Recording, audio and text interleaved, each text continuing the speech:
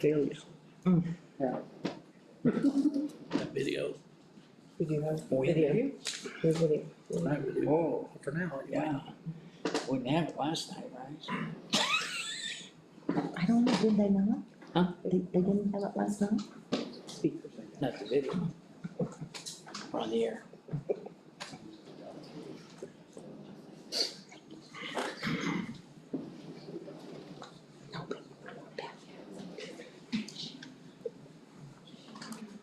Were you having it done?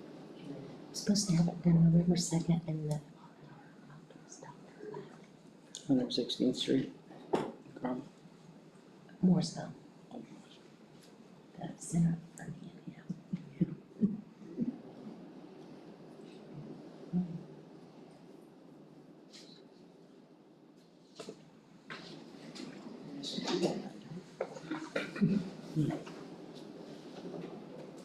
Marcel didn't look good the other night.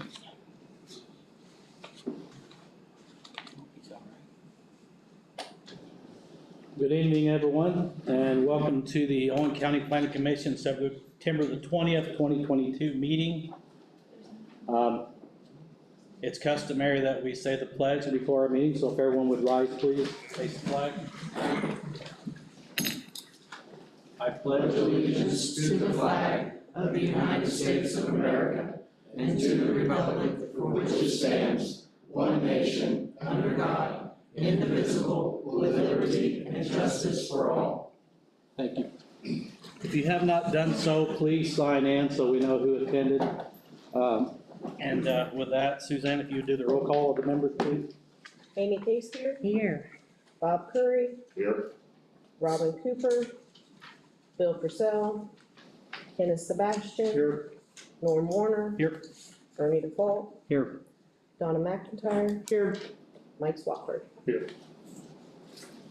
Okay, item 4, approval of minutes from the August 16th meeting. We've had those for a little bit now. I would entertain a motion. I'll make a motion. I got Donna on the motion, Bob on the second. All in favor of the August 16, 2022 meetings, raise your hand. So do. And I wasn't here. you know. abstain. So 6-0-1. Old business. Anyone have any old business? No, Elvis. Okay. Item number 6, new business. First one on the agenda tonight, Workforce Housing LLC amended plat for the Texas Pike Place. Before we have you guys come up, we have some options here, Commission, on how we handle this. We can either start completely over, or we can move forward with the amendment and just go through section 12. So what is your favorite? What would you like to do? How How would you like to confusing, handle this? how confusing is it? Well, if we start over, I mean, we start from preliminary plat and go all the way through. But how confusing is the amendments to follow up? Have you read through? I've read through it. It's, I mean, basically what it is the DNR has identified a wetland in a section where the road needs to go through, so it can't go through there. So they're putting a cul-de-sac on either end of it, leaving the wetland, which is a good thing. And they're building an additional 3 houses, 4, let's see, because it was 96 and now it's a I think we have 99 homes on 3. planned on the lot. Okay, it was 96 and now it's 99, correct? It's 99. Okay. And I know there's a rumor going around about apartments and all that. Folks, these are owner-occupied dwellings. There is no apartments in this Texas Pike Place, so that's not true. And I've heard it, and I've been told about it. Did you read about it? I didn't read about it in here, and that's why I know it's not true. So anyway, just to dispel that rumor. So personally, I don't think the amendment is too out of hand as far as being able to handle it with just going through our findings. But I will leave it to the commission. How do you want to proceed? I'm fine with going forward with the amended. Okay. Jim, do we need to do that in the form of a motion? Yeah, I think what you want to do tonight is you have your sub-ordinance as under 12.4. So whichever procedure that you choose to go with, you want to comply with everything, starting with 12.4. But that would be the discretion, and then you would want to start with the notice and Right. those different things. But that would be the discretion of the board. I need to, your attorney, there are two different ways to do that. One is to start with the preliminary, do that, and then go to the final. The other is to go through all of the procedures.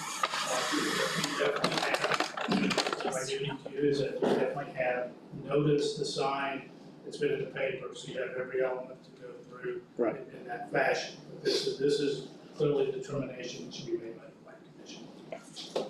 Do we have a new layout? Did you look at it? We do, it was in the list you sent us, which is right here. See the two cul-de-sacs on the Texas Pike side? So that's where your wetland is, between those two spots. They put in two cul-de-sacs and added 3 houses. That's your new plat there that's on display up here, or right in front of me. And that's the only change that I'm aware of at this point. Is that correct? Please. Yeah. Okay, well, that's the only one I've seen, so I'm just making sure.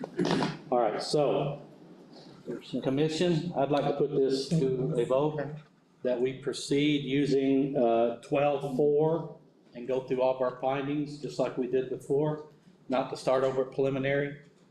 I'd like to make that motion. Can I get a second?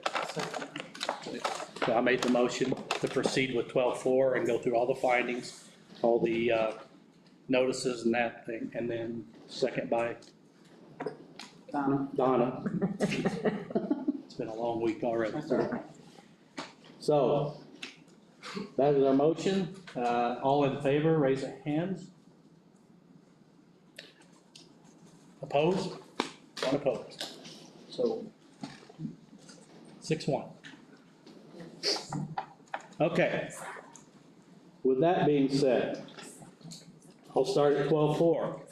A person desiring approval of a plat for the purpose of recording it under Article 2 shall submit to the Plan Commission a written application and preliminary plat that includes the following: the name of the subdivision, names and addresses of the owners, the subdividers, and the county planner, land planner, consultant, engineer, or surveyor who prepared the plat.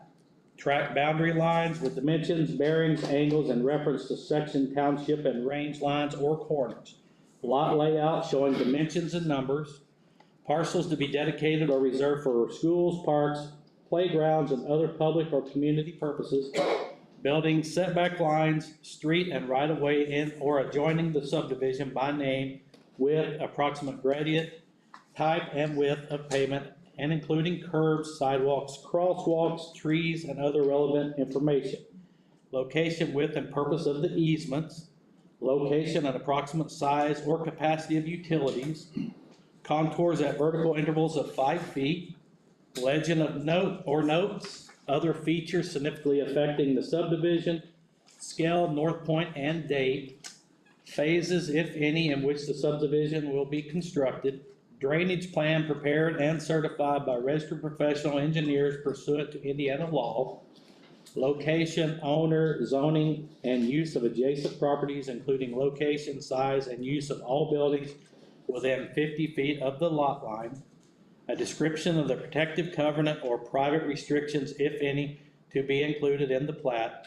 A list of all owners with addresses of adjacent properties as they appeared in the current record of the county auditor, including 911 addresses, street cuts onto county or state highways, or roads, source of title as shown by the most recent entry in the book of the county recorder, the floodplain boundaries if applicable, indicating the classification of each floodplain area, the location, size, elevation, capacity, and other approximate descriptions of all existing or proposed permanent and significant features, either natural or man-made, including but not limited to trees, water courses, falls, beaches, historic places, rock formations, streets, sewers, drains, water bodies, swamps, and other wetlands.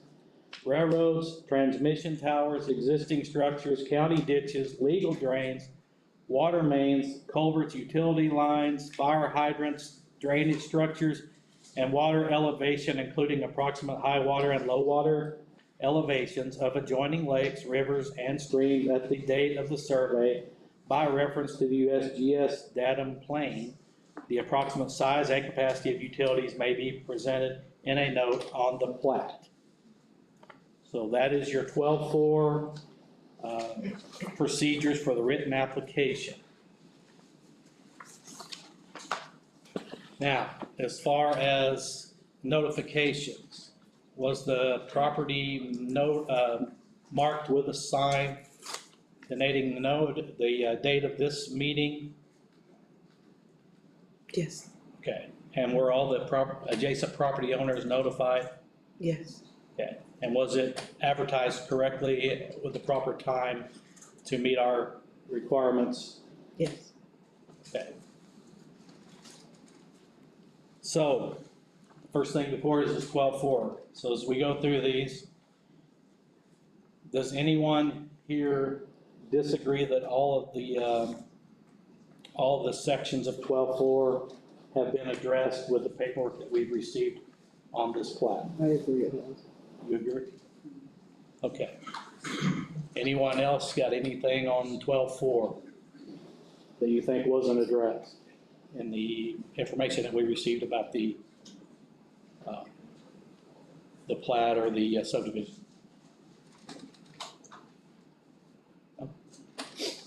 You have your petitioners here if you'd like Yes. to come forward. Okay, Go ahead. so at this point I can bring them forward? I didn't know if I need to go all the way through 12 first, then bring them up. This would be the proper time for those All right. petitioners to come forward. Gentlemen, if you please step forward, state your names, and then if you have anything specific or to address here, go ahead and then go into your presentation, please. Thank you, Ron Walker, with Cook Group's Workforce Housing LLC. Also with me tonight is Brad Boring with Cook Group's Architecture and Engineering, he'll be our construction manager. We have Fanio with Bynum Fanio Associates, our civil engineer, and Bill Beggs with Bugger Robertson, who's our legal counsel for this. After what you've already said, I don't know if I have much to add. I think you summarized the need for our amendment. The process seemed to work well in terms of learning that the wetland was bigger than had been anticipated. So we knew the right thing to do was to protect that and work around it. We did the plan with 2 cul-de-sacs. Happy to say that there's somewhat of a natural bridge between those 2 wetlands. And so we are able to build a side path connecting those 2 cul-de-sacs to give some connectivity to people on bikes or pedestrians, so that we were able to keep that feature here and still comply. But otherwise, we lost a couple lots, and so we were able to make some adjustments there to keep our lot count high where we needed it to be as we offer these workforce housing and try to keep the prices in a target of 200,000, and I think we'll be able to do that. So I don't have anything else to add unless anyone else from our team would like to, or you have questions specific to one of us.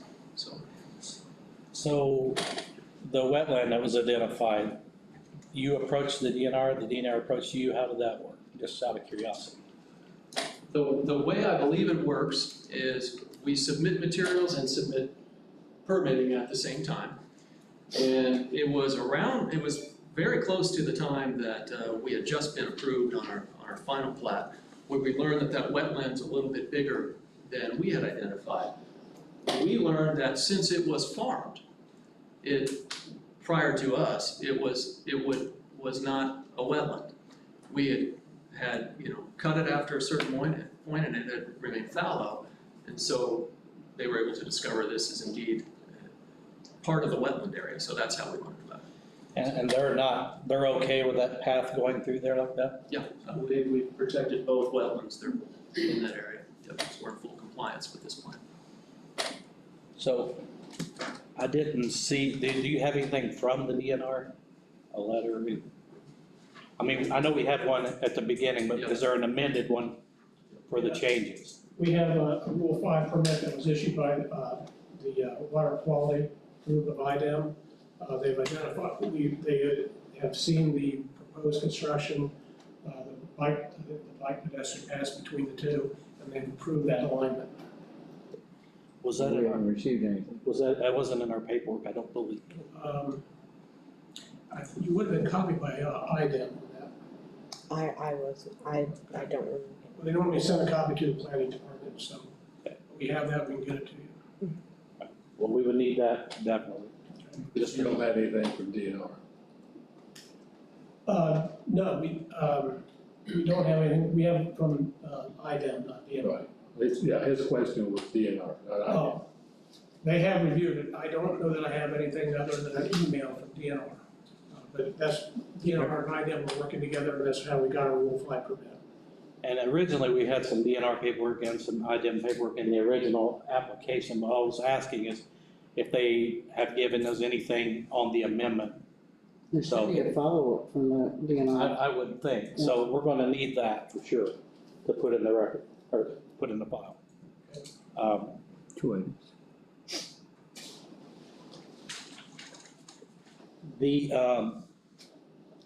The additional houses, obviously you lost some lots here. And I read it, but I read it a while ago. Did we make any lots smaller than the original plat was called for? Yeah, so in the original plan, I think most lots were about 100 feet wide. Some of them are irregular because of cul-de-sacs, right? Mhm. So we've kept the average, which is around a third of an acre, if you recall that. Yes. But losing 2 lots and trying to make sure we make that up, because the fewer lots we have, the more it drives up the lot cost. And given the way construction costs went and then interest rates hurt those at the entry level the most.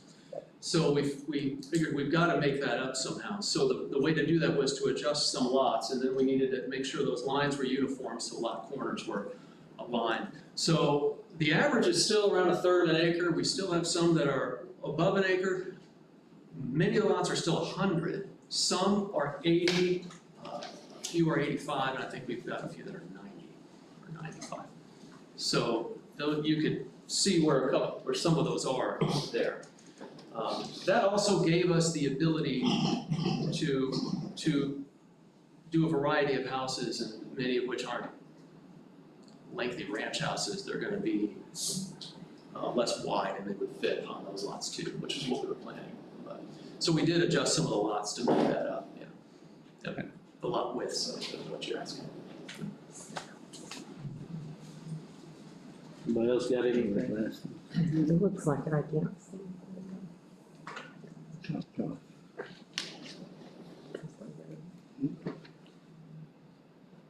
What will be in the wetland area? Will it just be natural, whatever grows up, or cattails, or what are you planting?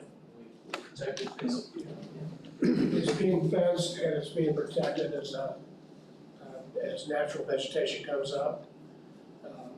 We're not disturbing the wetland at all.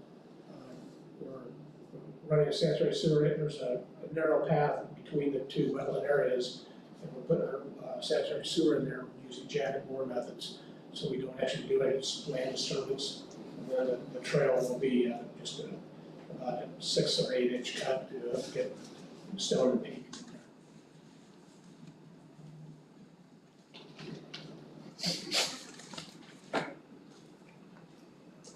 The end down where it's in the floodplain, do you have any kind of plans for that at this time?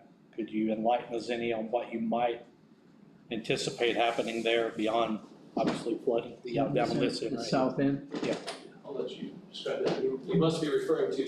Yep, talking about the closest to the state highway. Southwest. Right there. Right in there. That is in the 100-year floodplain, but we're planning on keeping that as is, not disturbing that area. Okay. And then the drainage ditch that you've now cleaned out, does that need to be altered in any way, shape, or form other than where you're gonna cross it with your road? No, there will be no changes to that stream along Texas Pike, with the exception of 2 crossings. And how large are those culverts gonna be? They're pipe arch, I think they're 50 feet long, but I think they're 44 by 54 pipe arch, corrugated metal pipe arches. Roughly a 48-inch diameter pipe. This is a swash pipe, so we get cover over it. So coming off of Texas Pike, are we talking flat, up over? There's a slight grade of about 1.5% to 2%. Sorry. Going in? Yeah.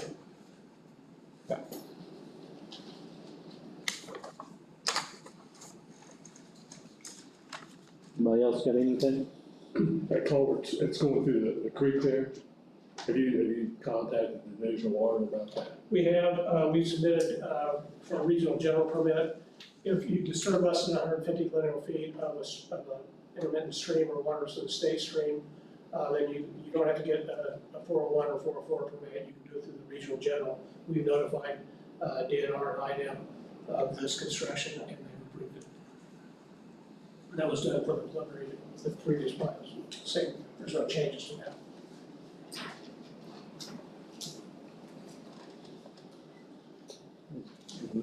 Great on the Fulton side. I have not. Greg, hearing the culvert recommendation, are you comfortable with what they're saying as far as the connection to the county road there? I actually am. We went out and surveyed the location. In fact, I went with Paul Wilson, who does a lot of our hydraulics.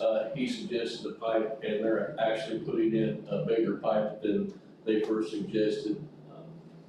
For that area, they are putting in what the highway department suggested put in. Okay. Well, that's good. Okay. So as far as 12.4 goes, I'm just gonna click them off again so that we're sure I won't read them completely, but A, name of the subdivision, Texas Pike Place. Names and addresses of the owners, subdividers, we have that information. Track boundaries we have with dimensions, bearings, angles. Lot layouts we have with the amendments that have been discussed.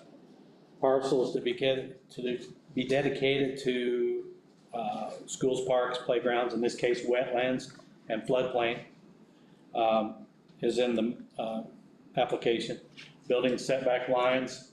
If you'll remember, we did give them a variance on the setbacks so that we could get to the amount of properties that we need to and preserve as much land as possible, considering that we had sewer, water, and gas all nearby and available. Building streets and right-of-ways of adjoining subdivisions by name. That is contained in the map and the application. Location and width and purpose of the easements are in there. Location and approximate size and capacity of the utilities. We were given water, sewer. I did have a question on sewage because I've seen or heard that there's gonna be a lift station put in. Doesn't necessarily affect you, but it does. So, John, can you speak on that at all? Is that under your purview there in town? Yes, it is. Okay, could you enlighten us on the lift station, what's going on there? Actually, that lift station was moved because we had it too far to the south, but it's been moved a little bit. Now, out of the flood zone, I believe, Ron, correct? And we received bids on that yesterday. Okay, That will have a 10-inch and will come along the southeast corner and cross over through the center court that Leonard White owns. We've already got the easement, and hook onto the sewer line there in Meadows Drive. and where's that lift station being built? It's out in here, Yeah, right there. on Cook property? Yes. Okay, all right, gotcha. How did I miss that? Okay. Just asking, because I know that's been a topic, conversation. Should have fiber right there close by, because they run it all the way out to our place, so I mean, I'm sure it's going by there. Contours at vertical intervals of 5 feet we have, legend or notes we have. Other features significantly affecting the subdivision, we've talked about several of them already. Does anybody have any other questions on that one, because I know that's a hot item too. Features and significantly affecting the subdivision, anybody? Scale on North Point is on there, phases, if any. I know you're gonna do this in pieces, because no one's gonna go in and build that many houses all in the same day, but we're really not phasing this per se, correct, or? I mean, you'll do a group as you can do them, but, okay, you're not gonna do this corner and only this corner, and then, okay. Drainage plan prepared and certified by registered professional engineers. Location, owner, zoning, use of adjacent properties, including locations. If anybody thinks we've missed any of this, speak up. Description of protective covenants, we have. I've read through those. A list of all the owners of the adjacent properties, we would have had that for our notification process. Street cuts on the county roads, currently there's 2. Hoping down the road somewhere, we can get a connection or 2 over to Hillside, but that's a discussion for another day and involves other property owners, so. Source of title is shown. Floodplain boundaries we have. And then the location, size, elevation, capacity, county ditches, legal drains, we've covered all of that as far as I'm concerned. Do you all agree with that? Okay. So we've addressed everything in 12.4. Jim, do you want a motion on just that, or can we proceed on to 12.5? Let's just do 12.4. Yeah, do 12.4. Okay, so if everyone is satisfied that we have addressed everything in 12.4, I would entertain a motion. I'll make a motion. Donna makes the motion.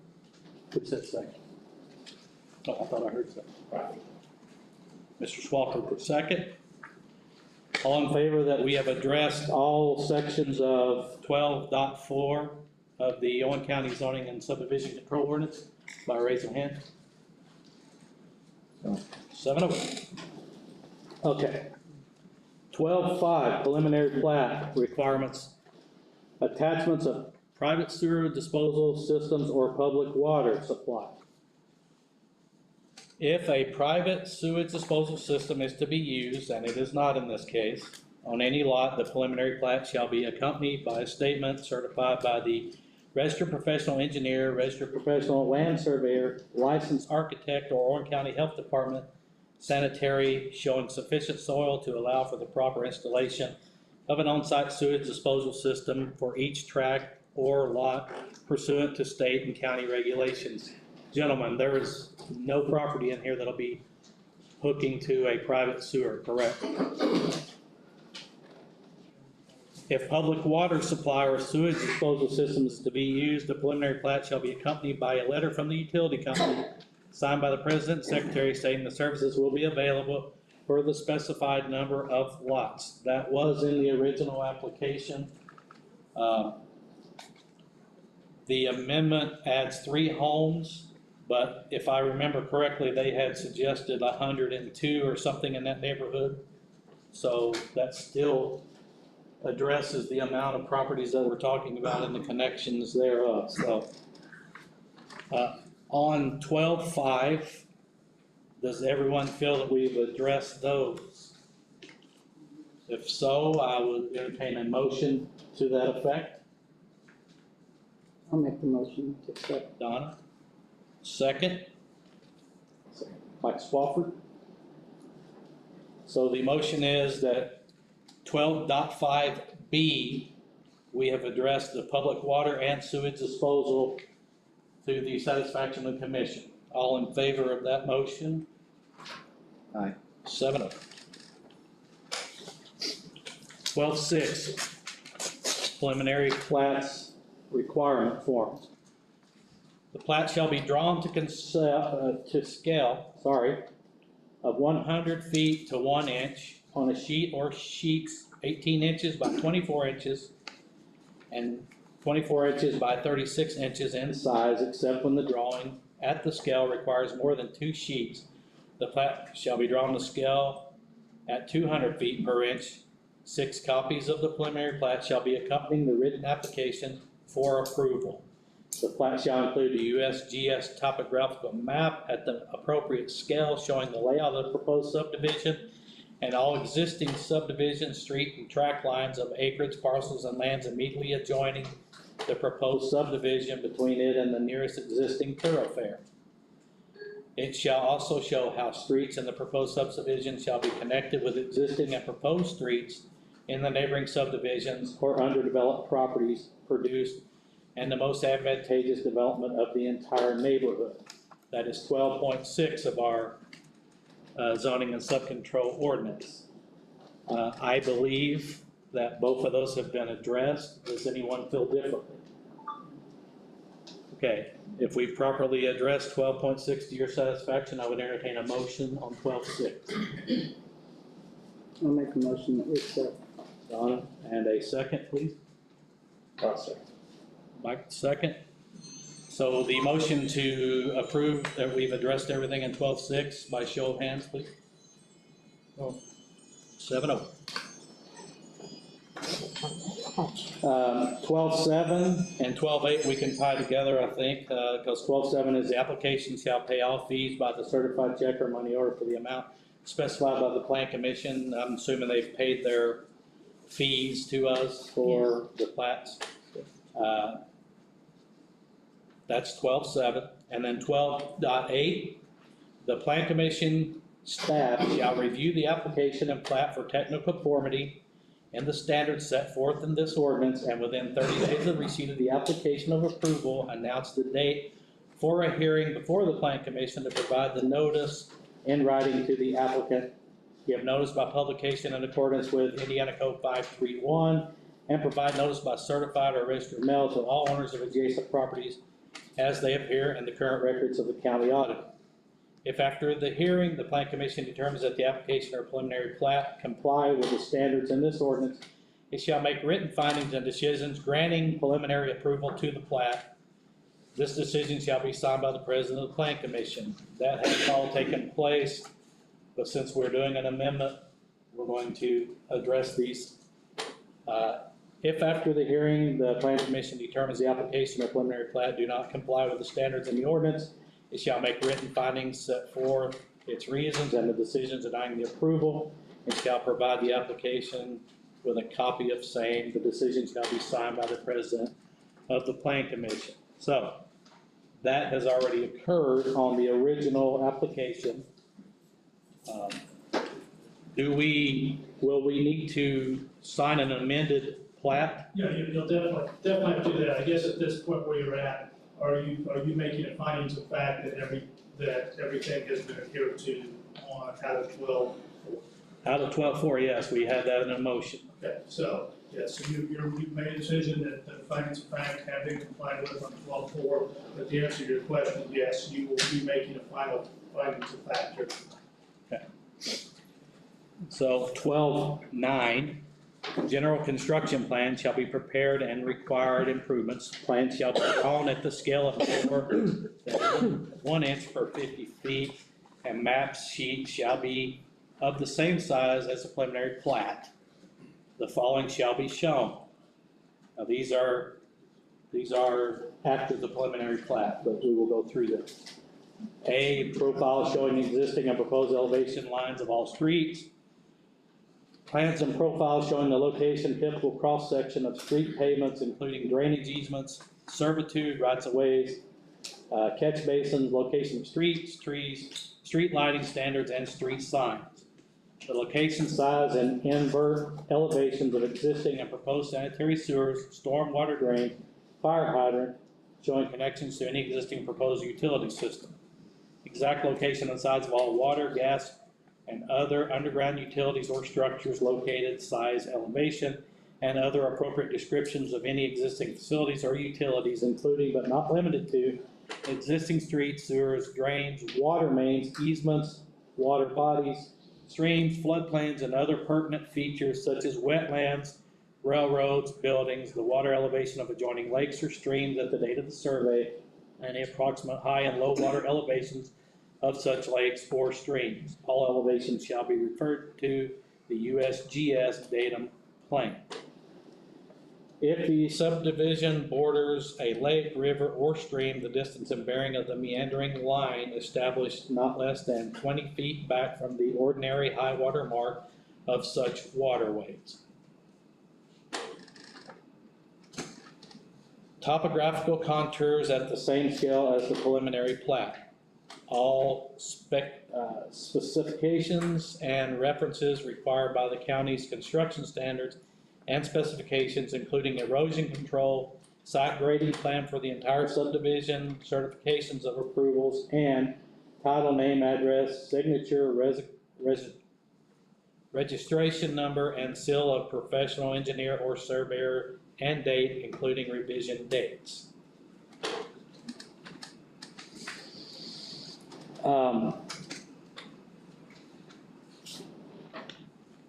Erosion control. When you guys start moving dirt, should you be, should you get your okay to move forward? We do have a plan in place for erosion control and keeping water out of the ditch that you've just cleaned out and made an actual ditch again, right? That's correct. Okay. Because the worst thing we can do is then turn around and pump a bunch of dirt into a drainage way that we know carries a lot of water. When you put your culverts in, is there a plan for doing, what do you call it, Greg, on the side of the culvert? The retaining walls to keep that from caving in around it? I'm sure you will, but I'm just wanting to make sure it's on record. We're using end sections with a 3-to-1 slope from the shoulder down to the low line. Okay. And that will be riprap, concrete, what will it be? We're calling out riprap. Riprap.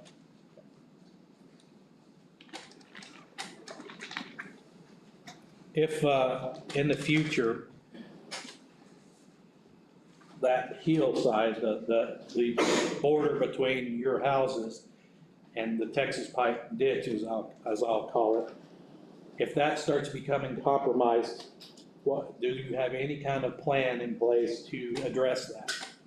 We're actually gonna hydroseed that. Hydroseed that. Hydroseed?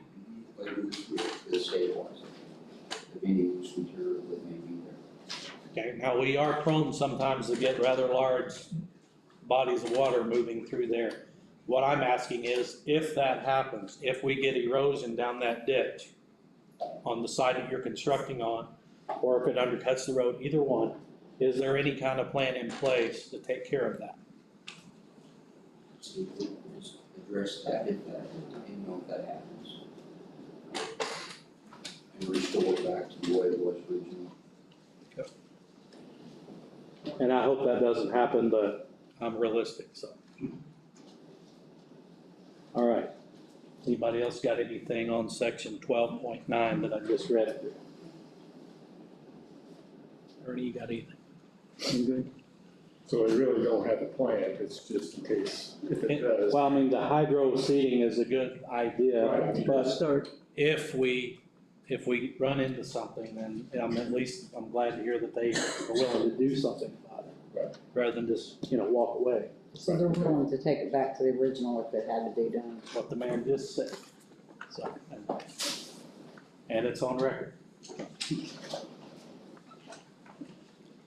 12.10, plat approval procedure, submission of proposal of final plat. So now we did preliminary, we did procedural development of the plat, and now we're on the final plat approval, which is where we were at last time they came before us, before the amendment. So I'm gonna go through those now, and then if everyone's in agreement, we will take those in one motion together, okay?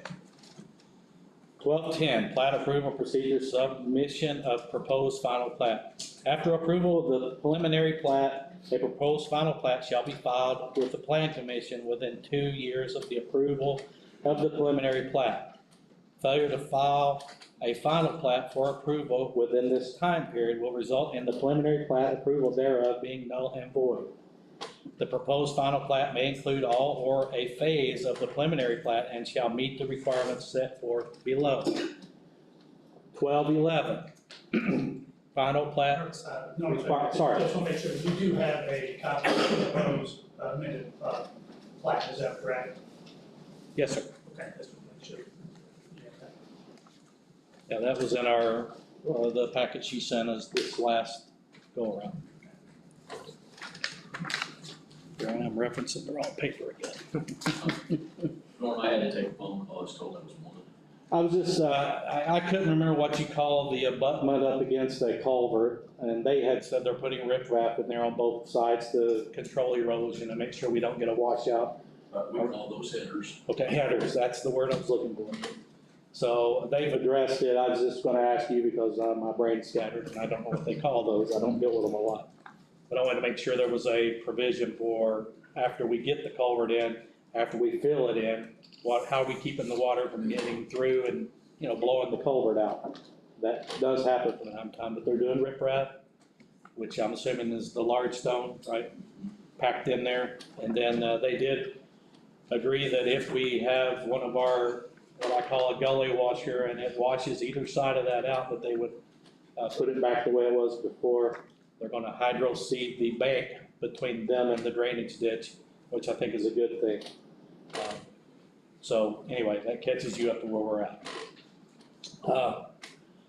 A final plat shall include all of the information and details of the preliminary plat, and additions shall include the following: boundary lines by meets and bounds that provide a survey of the tract with dimensions and angles, existing or recorded streets that intersect the boundaries of the tract, distance and direction to the nearest established street corners or official monuments, street names, complete curve noted for all curves, location, types of material and size of monuments and lot markers, plans and specifications for the improvements required by this ordinance, restrictive covenants running with the land, certification by a registered professional engineer or registered land surveyor that the plat adequately reflects his survey, deed of dedication of streets and other properties for use. This provision does not require that the streets or easements must be dedicated for public use. Certificates of improvement or completion bond. So, and that was the final plat process that we just went through before the amendment, of course. I did have one thing that I've heard a couple of times, and I just want to clarify. I think it was in the covenants, but you guys are taking care of the roads and the subdivision. The HOA? There No? will be no HOA. Well, the covenants though covered getting the roads cleared, right? During like snow and We'll be ice. taking care of the roads until and unless they become the property of Town of Spencer. Okay. When it's annexed. So just for grins and giggles, let's say that it doesn't get annexed and you're taking care of them until a point that would At this happen. point, we are. Correct, okay. So I just, Greg's shorthanded, so. Yeah, I understand. I wanna make sure we're not overburdening our highway department, and when I read the findings, that was one of the things that was in the original covenant, if you will, and so I wanted to make sure that was still in play. And I won't speak for the town because John's here to speak for the town if we need to. So, That's true. yeah, Commission, do you have anything on the final plat process? I know that's the most recent one we went through, so it should be pretty obvious, but here's your other opportunity to speak or be heard. Okay. All good. Everybody's good on that? Okay, the completion bond, do we have that in place? They have an irrevocable standby letter of credit. Okay. And I remember that from the last time too, but I want to make sure it's on the record that that is in place. And are you making the findings of fact that all requirements of 1211 have been adhered to? Yeah, we're going to take that in a motion here, if that's okay at this point. So 1211, if everyone's in agreement with it, I would like to take those from 12:6 on to 12:11 in a motion.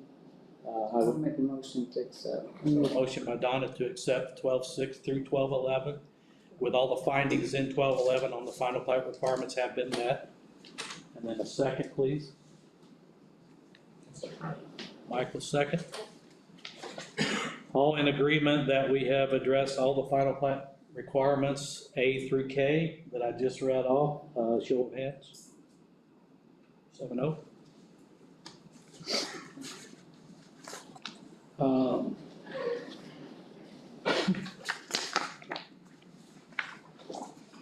12.12 plat approval procedure, certification of improvement of completion bond. Just for the record, each final plat submitted to the Board of Commissioners shall be accompanied by one of the following: a certificate that proves all improvements and installations have been completed in accordance with the specifications set out in this chapter. On-site inspection shall be required before the Planning Commission hearing.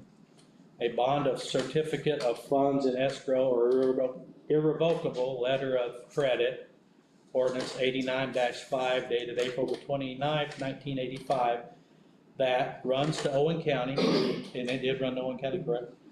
Is in the amount set by the Plan Commission sufficient to complete the improvements and their installation in compliance with this chapter. Was it of a sufficient Yes. amount? Is with surety by a company licensed to do business in the state of Indiana. Yes. And specifies a completion date for said improvement. I believe so, yes. Yes, there's. And what is that date? Initial is June 21st of 2023. Owen County shall have the authority to move against said bond or certificate of funds in escrow in the event said improvements and these installations have not been met by the specified completion date. Any funds received from said bond or certificate funds in escrow shall be used to complete the improvements and their installation.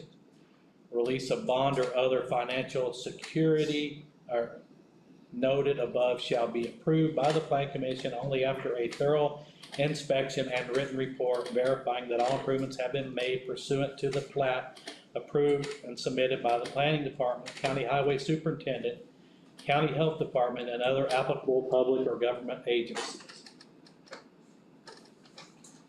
Plat approval procedure action on the final plat, that's 12.13. The department shall determine whether the final plat approval application is complete and shall promptly notify the application in writing of any deficiencies in the application. The Plan Commission shall approve or disapprove the final plat and make written findings to support its decisions.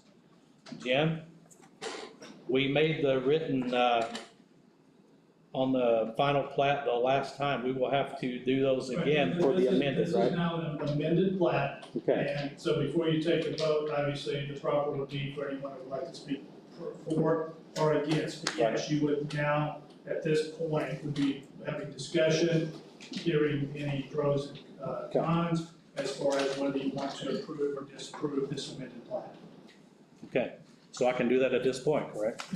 Whatever, you know, at this time, we wish to hear. At this point, we've heard from the petitioners. Is there anyone in the gallery that has a public comment on this housing or subdivision Down from the floor? on the floor. Huh? Down on the floor. Yeah, out there. No, she's on the floor. She's down on, oh, I didn't hear. I'm short and this monitor is blocking me. Yes, ma'am. I'm sorry, I can't stand up because I've been sitting down. My name is Pam Rogers. I have filed written comments regarding the subdivision. Just quickly, notification has not been lawful because of the source of notice. Property has sold adjacent to this property, so notice has not been given to the adjacent property.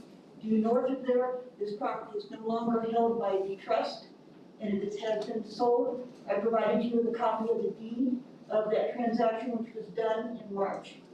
The deed provided in the presentation is not a recorded deed or a certified deed, even though it is it's included. The information you provided appears to have some discrepancies. The scale of the plat maps do not follow what you read off.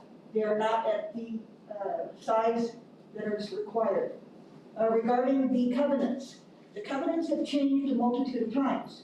Currently, the way this is written, although it's been expressed that if it is annexed, by the covenants that are written and the documents that are filed, the roadways have already been dedicated to the public. There is no independent deed filed for that dedication of the roadways. So there's conflict between the nomenclature used from the preliminary, first, second, third, and final. We do not have the nomenclature used for a final plat. A preliminary plat does not meet Indiana code. This has been provided to you in writing to try and get clarity on that, because it does not follow either what we have in our ordinance, because we refer to as a bid stage as a design plat, which has never been submitted. In regards to the change, this is a substantial change. This modification makes a huge liability to be addressed, because in the waterways and the wetlands, there's now a walkway and new turnabouts. And if you read the covenants closely, it identifies that the property owners are required to maintain that property. So they do not identify where there are lots and numbers assigned to the waterways, the areas that they're calling easements, as to that maintenance plan for that. There is no homeowners association, and it's assumed that this is going to be annexed into the city, but that's not a done deal. They can't even put it before the board. If I remember correctly, there has to be 4 homes built on that property before it can even be considered for annexation. And until that point, you are overseeing this, and you cannot assume that something is going to happen. You have to go by what is written. What they have written in the amended information does not match with the prior submissions. The turnabouts, even in your ordinances, it states that there will not be dead-end roads. If you look closely at this diagram as to the east side, we have roads that are being truncated, that are stopped. If it is 6 months, a year, during the maintenance, there's no turnabout. It's obvious that they're wanting to do an expansion, but that's not identified as a part of this. Additionally to this, the engineering company, the environmental engineering company that was used to make an assessment, RES, they identified very carefully that in their, by Mr. Ron Walker, that this is a preliminary assessment, and they recommend that DNR be contacted. There are additional compliances that have not been addressed to DNR, and that was provided to the building department. One of those is because this has already been previously identified. When they came through and assessed to put in the new power plant, they came and did a very comprehensive assessment of Spencer areas. And on that assessment, it identifies a page and a half of endangered, protected, or flora or fauna of concern, which is inclusive of this area. This very truncated assessment is only for one very small portion of this puzzle. It is recommended in there, if you read their entire documentation, they state that DNR is going to have to be contacted. There's other assessments that will have to be done. They only addressed a federal overview concerning, let's say, endangered species, when the state has a much larger comprehensive list. You were provided, as well as the director, with a contact to DNR, plus the form that should be filled out. All it is you notify them. They send a team out to say, hey, you're great, you're good, nothing has to be done. Or, oh, wait, we need to do a quick, simple assessment. One of the things that was identified to this area specifically has to do with cultural resources. This is very close to a very known 1850 era discovery of Native American burial areas. And there is a potential that the mound in the background is connected to that simple mound. This was turned over almost 2 months ago, asking them to please contact DNR, pulled up the additional information, and nothing has been followed through with that. It's a very simple process. When you sign off on this, it is partly our responsibility to make sure that these compliance things are being addressed. Given the fact that we've already been notified in the earlier assessments, today there are areas here that we have to look into. We have a responsibility to follow through with that. But a lot of the things that you went through on the list of the ordinances, well, first of all, we're using the ordinances that are not actually the ordinances. There's a published set of ordinances, and you're using the version that is the 10 years old. They do not match Indiana code. There are changes now that our ordinances are not in line with what is required by the state regarding a subdivision approval of this size. This was mentioned and identified in the comprehensive plan evaluation done by the consultants. The consultants listed a page and a half in small print of things that needed to be changed in the comprehensive plan and changes that need to be done to make us compliant with state code. This was all turned in writing to this commission for them to please look at and to address. As you go through with each of the checklists that you went through regarding construction of the street, simply in the blueprints, it's physically impossible for you to read the print on this unless you see the full-size blueprint. They're using Bloomington, Indiana city specs, not Owen County, not our ordinances regarding roads, construction, and drainage. In the fine print, if you look at this, it is required that there will be a culvert under every driveway, approximately a 2-foot ditch. Think about these small, there's no sidewalks. However, we state that there should be sidewalks. In this community, there should be lights. You're putting this across from the school. No one has contacted the state of Indiana to do a highway assessment of the light, implications, turnoffs needed. That is a requirement that an assessment be done for this many homes that are going in. And that's not been done. So it's great for us to come in and say, hey, we're gonna put the subdivision in. But all those people, there's only one road in and one road out. That's a lot of people coming in and out. The stoplight will have to go in. How are the kids gonna go across that road to go to school? These are things that, as you approve these subdivisions, I believe it is our responsibility to make sure that we add those in. You're given that ability to do that. By your own ordinance, it states that if there are substantial changes, which there are, from the preliminary to this stage here, that they are required to resubmit and go back to the preliminary plat process. Part of what you're getting, and they've done a tremendous job and a lot of work. You know, I compliment them on that, and they have really addressed issues and looked into drainage and how to do that. Think about 5 years from now or 10 years from now. Who's maintaining those ponds, those areas? You've got a fence. If you look really close at the wetlands area, where they now have 2 roundabouts, read the little bitty fine print. And it says that we're gonna put a fence up. Okay, now that's got a lot number. You read the covenants and it says the person who owns that lot, they have to maintain that. Now wait a minute, now we're into a wetlands. There's regulatory requirements on that.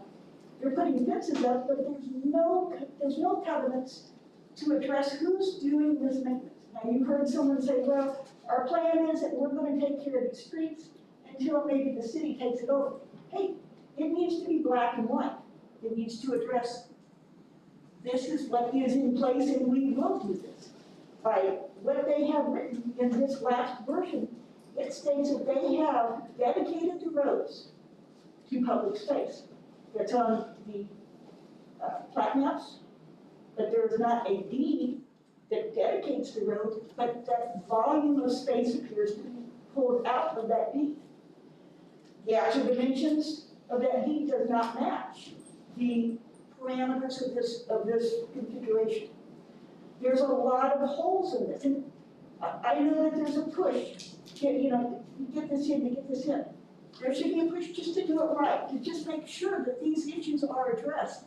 Because no one sitting up here at this table, unless you've gone to a computer and been able to blow this up or look close, can you even read this fine print? They don't provide you with all of these details. The supporting reports that you've gone through quickly, they don't exactly say what has been represented. So there are a lot more flags at this, but the very basics of when this property was initially zoned, it did not carry a quorum. The Indiana code says that a quorum of this body is not for the number of people who are here. How many people are on your commission? 9. Okay? And if there's 5 here, it still requires the majority. If there's 9 people, there must be 5 that vote in favor for this. And when this property was changed to that zoning, you did not meet the legal requirements for a quorum. That's been sent in writing to everyone and identified. So I believe we did have a quorum. Yeah, we did have a quorum. We had a quorum. You have a copy of the vote and who abstained, and there was only 4 that approved this for subdivision. That's all been filed, and you have written letters that have gone to both the attorney, to the building department, and to all bodies to make sure that they're aware of that. Regarding public notice, county's doing better, but guys, let's go all the way back. Public notice, we did not meet the requirements. If you don't give an address, you have to give certain parameters as to notifying the people as to what's going on. And we have done a really good job about not doing that. Referring to a workforce, that doesn't identify where that property is. There's requirements that you have to do, and we haven't done that. So, but going through, let me interrupt you for just a second. So you're telling me that no one in the adjacent properties knew that this was happening? that's not what I said. Okay, well, that's what you're indicating. We didn't notify them, right?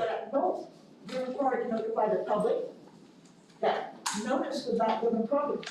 There are adjacent property owners that have not received notification. They were not sent notification. The records on, take this right now, go to Jerry North End. Who does that say the owner of that property is?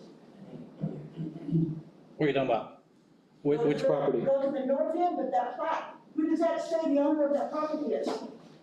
Because on March of 20, You talking about Mr. Abram?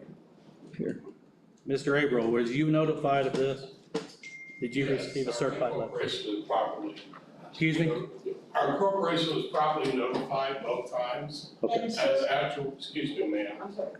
after we became owners, it was delivered via certified mail. I'm the one who got it, so that part is no longer. And that does not match the recorded document in your office. Does not identify, and that is a requirement, that you have a list of who's notified and how that notification was given, and that is not a part of the record. But your argument is that he was never notified, he just said he was. My argument is that your documentation, you state that this is a hearing, you can go to the office to obtain this information. I have in writing, filing formal notice for public documents, provided thumb drives, have gone, the bond and the letter of financial, those are not a part of any record that was produced as a request for public documents. That's a requirement. If you have notified the people that they are aware of this meeting, there's a list, and it is certified on what you submitted, that these people were notified, and here are the way that they were notified. They're not listed as a neighbor. On the application, on the reapplication for this, the reapplication does not list the correct parties. But we listed the parties on the original paperwork because I've seen them, And those parties are incorrect. and those parties are incorrect. That, Because Tom Abram bought the property, is that why you're saying it's incorrect? Because the property around it hasn't changed hands except for that one piece, to my knowledge. Please correct me if I'm wrong. Sir, on the reapplication, Norm, Yes. I don't know if the timing of our purchase was the issue here. Because I'm not sure exactly what date it was, but it was March, November that we bought, it was like we changed hands. Uh-huh. I heard her mention something about March, so I'm not sure when the original stuff was submitted, so. The original notice may have been the old owners, and then we purchased it in that kind of gray area. So how many certified letters have you received from us on this property? 2. and sir, if those were sent to him, that record, which is a public document that shows who these parties have sent letters to. If he just explained that he got 2 certified letters, why are we keep rehashing it?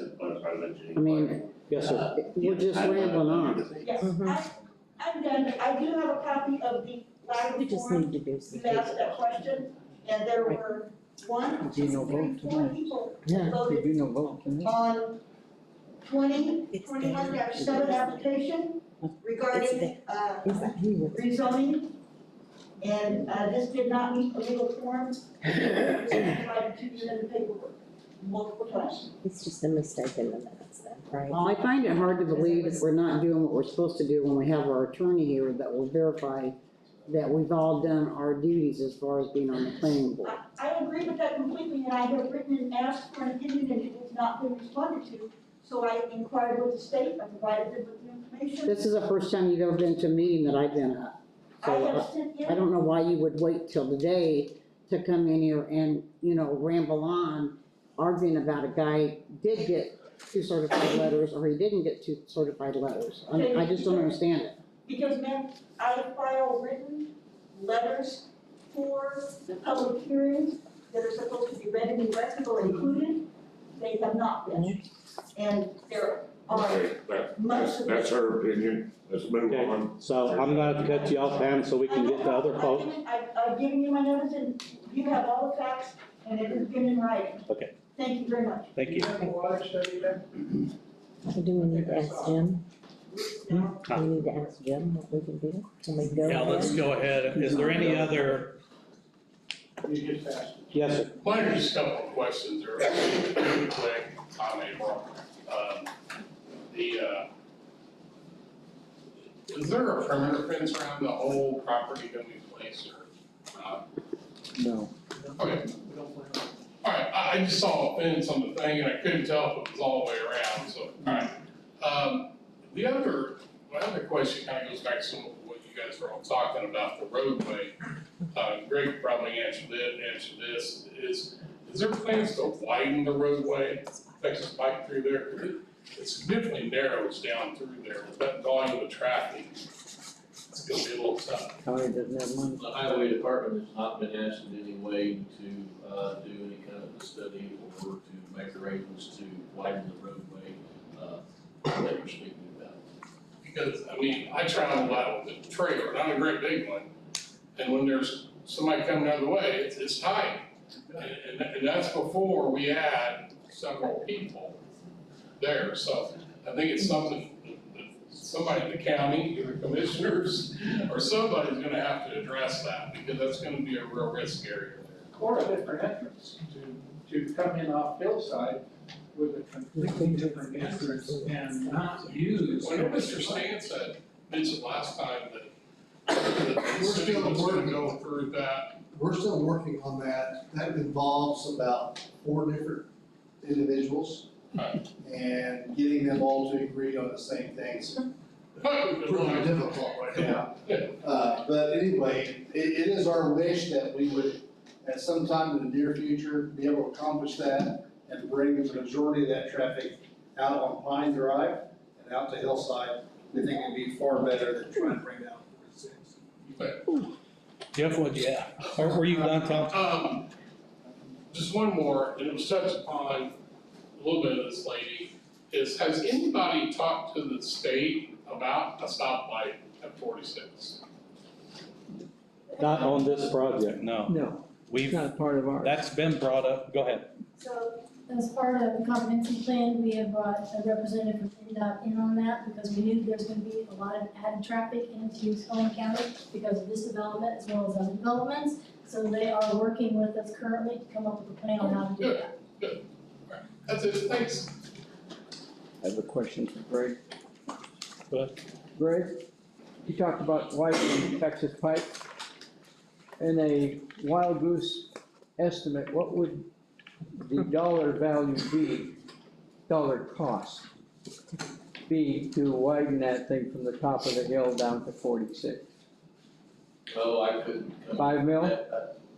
Not off the top of my head, there would have to be engineering, there is a significant ditch on one side, when, you know. Right now, we're doing, what, $1 million on a mile of blacktop? Mile of blacktop's $198,000 a mile right now, and that's just laid blacktop, that's no work other than the blacktop itself. Okay. Just, thank you. Jeff. So I happen to agree, and I'm gonna, I think the road should be the same width all the way down to that 90-degree corner that it is up at the highway. And I have voiced that with the commissioners at one time, but it's not part of the plan. We're working on the Powerball. Yeah. Yes, Jeff. Yeah, so I apologize, I'm here for the first time on this. So are there any, and I can't read from here, sorry. Are there retention ponds in this map? No. No retention ponds? So when we certified that we were gonna do is the expectation that the sewage will be a combined stormwater sewage? In other words, are we gonna run our sump pumps into the sewage system? No. No, we are not. That's illegal. Yeah. That's good. So, when you did the civil engineering on this, what do we expect the volume of water to be in the subdivision? Because now we're gonna have 100 homes that are going to be excluding, that are gonna be shedding the water into soil that will or will not absorb it all. There are actually 3 retention ponds on site. There are, That's okay. controlling the runoff off site, so we are controlling pre-conditions to post-conditions. Okay, so are they on? They are, there's to the far left, you'll see a retention pond. Okay. Down closer to the lift stations, another retention pond. Okay. And there's one more, up north of that area there. 64 acres into 3 acres. I just couldn't see it. Yeah. Are there 3 of them? There's 1 acre. So there's one over by the wetland as well. They're only a third of an acre. So that, Oh, gosh. you did bring up an interesting point about the wetland. If you're gonna let it grow however it grows, who does maintain it? Is that DNR? Is that IDEM? Who? The best practice is not to do anything to it. So there's no, so you don't go in and you wipe out the aquatic vegetation, you let it grow, you leave it alone. It's like a conservation area. Won't that get out of hand after a few years? I'm just asking, no? It's been fine until now. What's that? It's been fine on the edges until now. Okay. Of course, now it's all plowed over, but it'll come back, I assume. Did anybody else have anything on this Texas side? Yes. Have you folks reviewed this water study? From the Indiana? From the first one, the plat? From RES? I haven't seen it. Let me see it. I've looked at a lot of stuff on this one. I can't. It's concerning because there's just a bunch of water. Haven't seen that one. And there are implications, there are jurisdictional streams, there are intermittent streams, there are protected animals. Early on. Was that in the original plat? I thought so. I can address that RES study. We didn't do it, but we hired a firm out of Louisville that does this professionally. They have identified intermittent streams, ephemeral streams, various classifications of wetlands. And they did that for us so that we could avoid affecting any of those items that they have addressed in their study. They also discuss, so we are not disturbing any of the intermittent or ephemeral streams or the wetlands we're staying away from, with the exception of that where we are crossing this intermittent stream that parallels Texas Pike, where we cross it at 2 locations. You are allowed, and you'll see in the report that you're allowed to disturb up to 150 million feet of that stream. We're disturbing somewhere around 110 feet total with the 2 crossings. So we're complying with the study that was done by RES. And, yes, that was in the original, application. Yes. Pardon? Anyone else on the Texas Pike Place?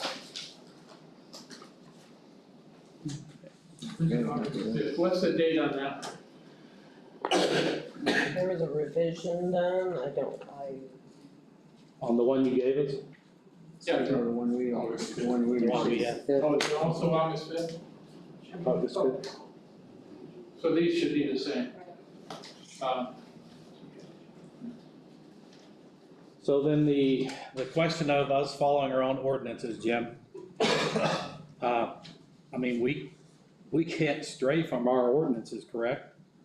Commission, I can give you that. I'm saying in front of a public hearing, I believe you read verbatim the ordinances, section by section by section. Yes, sir. That's, I would say, recipes a little bit. But the comment was those aren't compliant with the state.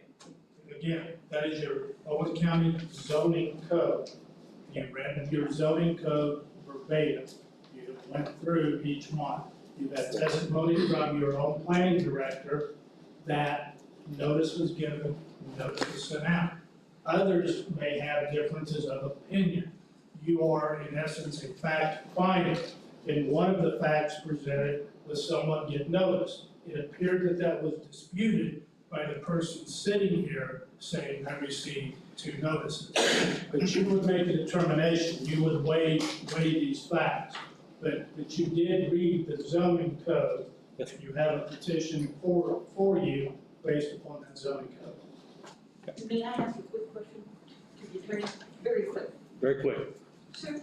Well, I mean, if he's willing to answer. No, I'm here in the capacity to instruct the planning commission if there's a procedural issue. May I ask a quick question to the planning commission, very quick? Okay, quickly, yes. The zoning ordinance that you just read was superseded. There was a publication with a change in the nomenclatures, the numbers and the wording. Why are we using the old version? Because if you're talking about the one that they're currently working on. No, that's not our ordinance. We have an ordinance that's published, and there was an emergency 2 years ago. It was passed that we would no longer use the version that you're using. So at this point, I am totally unaware that Owen County revised its zoning code with no knowledge to the planning commission, the BZA, the commissioners, any of its representatives. If the fact is true, it is true, but at this point, no planning commissioner is aware of that, no BZA member is aware of that, no county attorney is aware of that, nor is any county official that I'm aware of said there was an emergency hearing that redid the entire zoning code. I'm not aware of this fact. Well, you folks that have been on here a while, Bob, I mean, is this ringing any kind of bell for anyone? Not for me, and I've been here for 3 or 4 years. Ken, you've been on that in here. writing, so you have that, the date, you have a copy of the actual, it was an emergency ordinance that was passed. And we were provided that in that package that you received at the commissioners yesterday, as well as to the attorney and to the auditor. Did Bob get it yesterday? She said the commissioner. She gave it to me, but it was yesterday. Yeah. I have not Well, read she said that. they had it in their packet.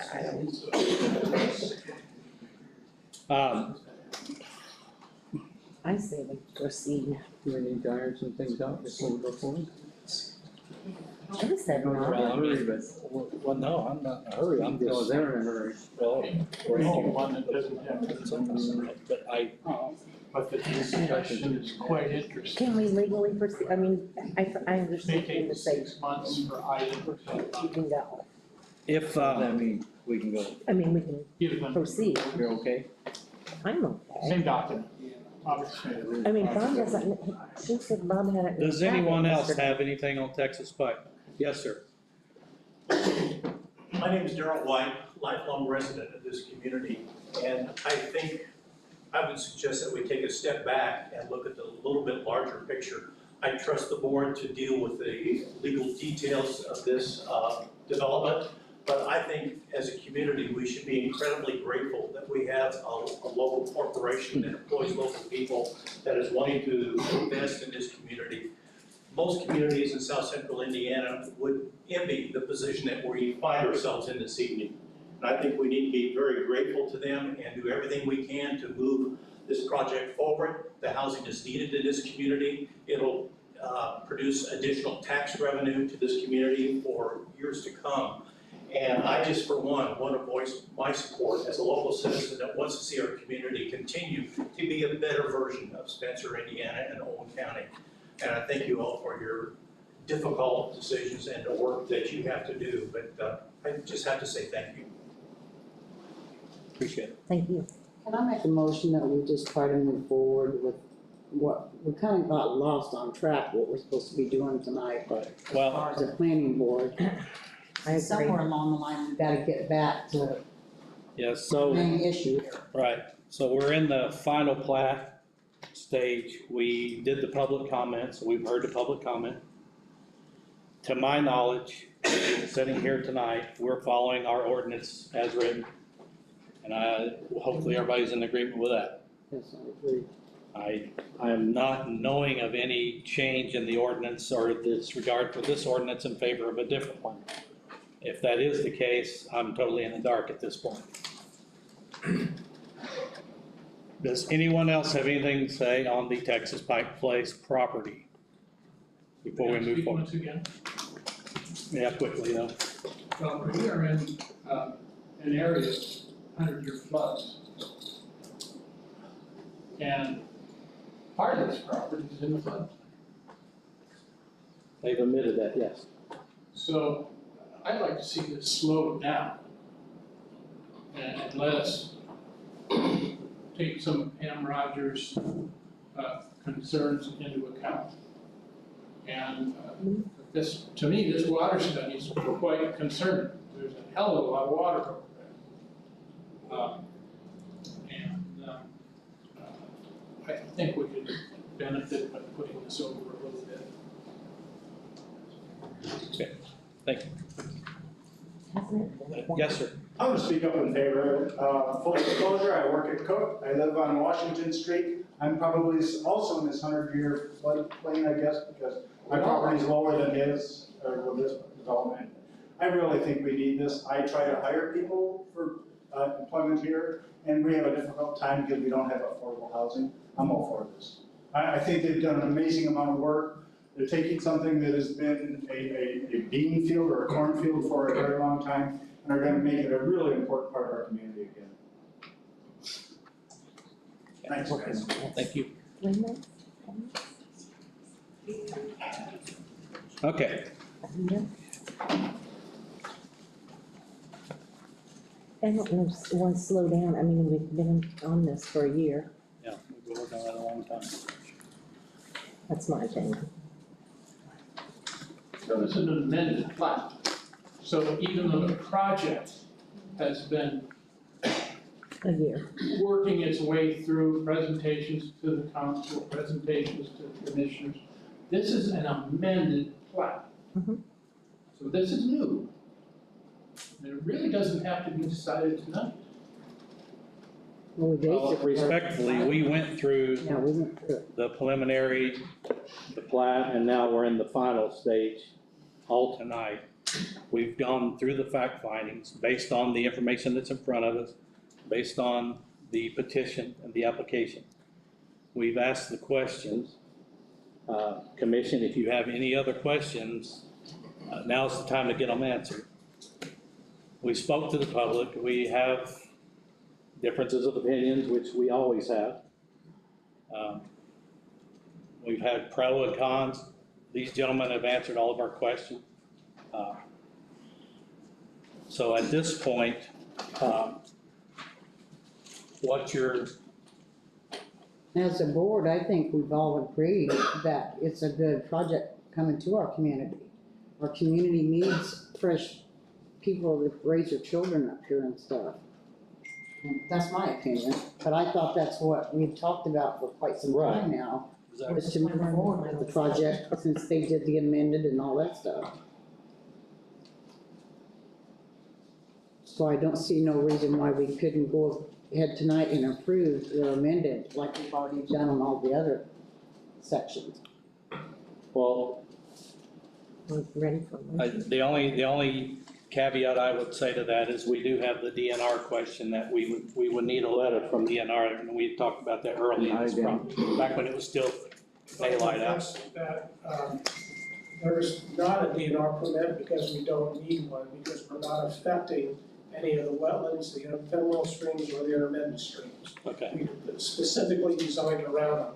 The only thing we had to do is provide a notice for the crossing of the intermittent stream at Texas Pike for the regional general permit, and that was done.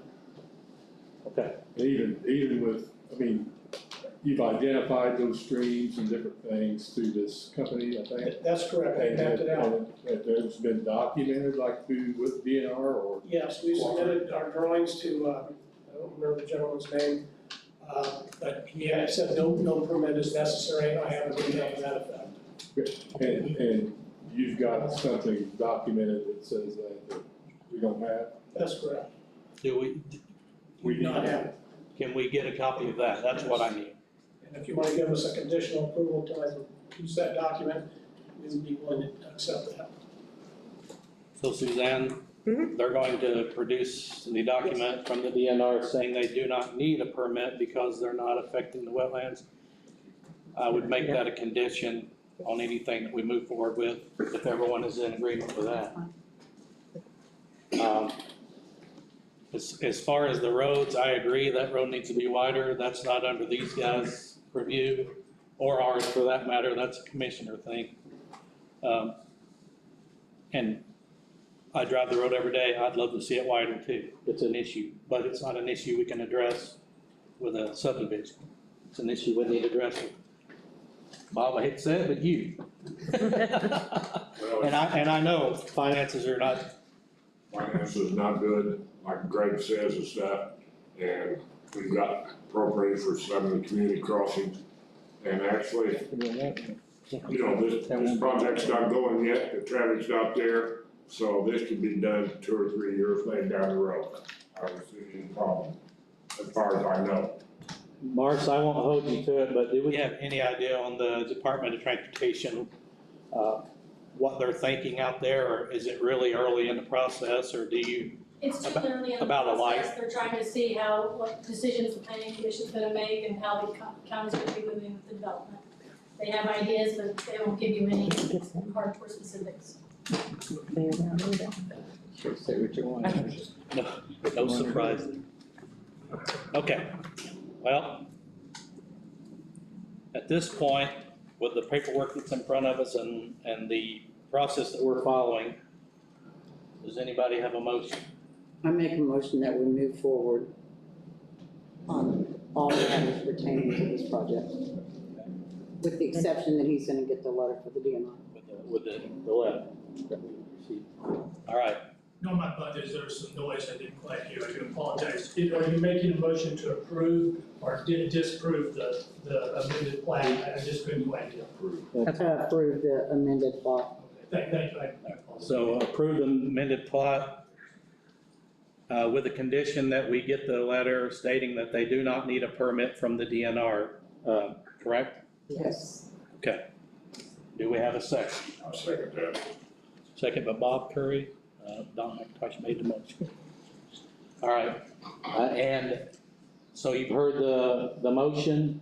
All in favor, a show of hands?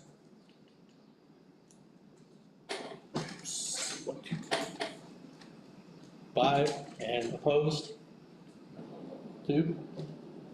And so 5-2?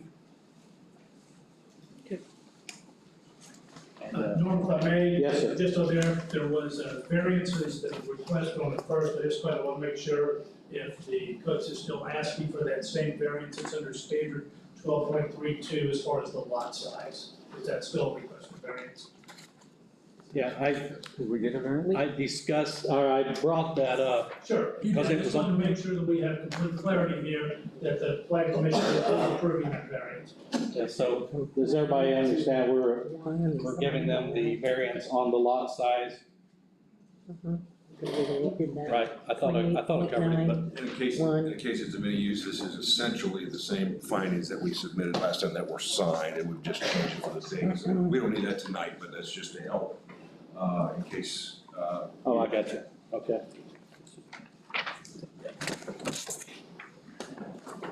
Okay. Well, gentlemen, thank you very much. One thing, remember, good neighbors make good neighbors. So when and if they address, the surrounding property owners address something with you, please give it credence and deal with it accordingly. Don't just blow it off. If you're good to them, they'll be good to you. And I look forward to this being a positive for our community, and appreciate all the work you've done. It's been a chore, but thank you, and please do be a good neighbor. We will. Thank you. Thanks.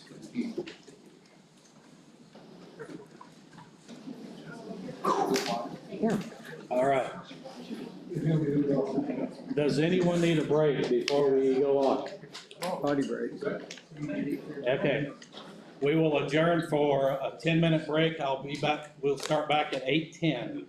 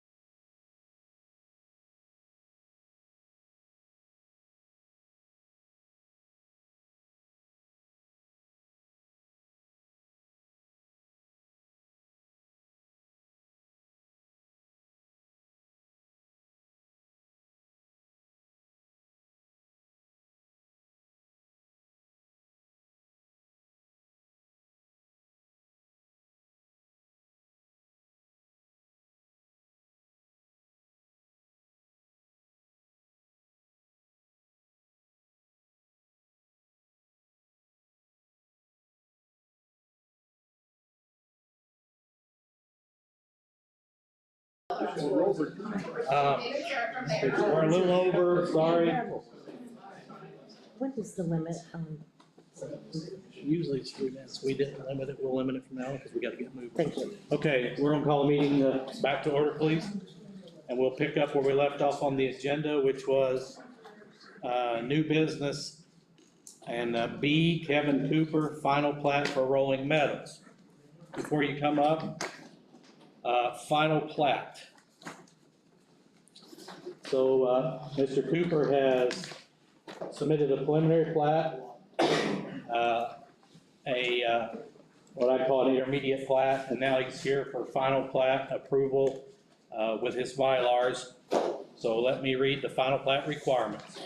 A final plat shall include all the information and details of the preliminary plat, and in addition shall include the following: boundary lines by meter and bounds that provide a survey of the tract with dimensions and angles. Existing or recorded streets that intersect the boundaries of the tract, distance and direction to the nearest established street corners or official monuments, street names, complete curves noted for all curves, location, types of materials, and size of monuments and lot markers, plans and specifications for the improvements required by this ordinance, restrictive covenants running with the land, certification by a registered professional engineer or registered land surveyor that the plat adequately reflects his survey, deed of dedication of streets and other property of public use. This provision does not require that the streets or easements must be dedicated to the public use. Certificate of improvement or completion bond. Okay. So boundary lines, meters, and bounds that provide a survey of the tract we have in our plat. Distance and direction nearest established street corners and official monuments we have. Street names. Eagle Drive. Eagle Drive, right? Complete curves noted for all curves. The only thing we have is the jog in the middle of the road, which is actually 90, but that is on the plat. Location, types of materials, and size of monuments and lot markers. Plans and specifications of improvements required by the ordinance. So Kevin, we had, on the improvements, we had talked about that lot that you can't really build on anyway, being maybe a retention pond to keep the water off of that gentleman right back there is property, I think. Have we done anything on that? It has not been done yet. I mean, we're back with the bid ready to work, just want to make sure we get final approval. Okay. Let's see, restrictive covenants that are running with the land, we have been provided. Certification by registration, professional engineers, the surveyor has signed the documentation. Deed of dedication of streets and other properties for public use. Was that in the packet, the deeds for the public use for the roads? I believe you're keeping control of the roads, so. So they're controlling, okay. Yeah. So not dedicated to public use. And then certificate of improvements or completion bond, is that in place? Yes. Okay. All right, so was the property marked with a petition signed donating the date of this meeting and all the pertinent information that we put on the sign? Yes. Were the adjacent property owners notified by certified letter? Yes, they were. And was it published in the newspaper at least 10 days prior to this meeting? Yes, it was.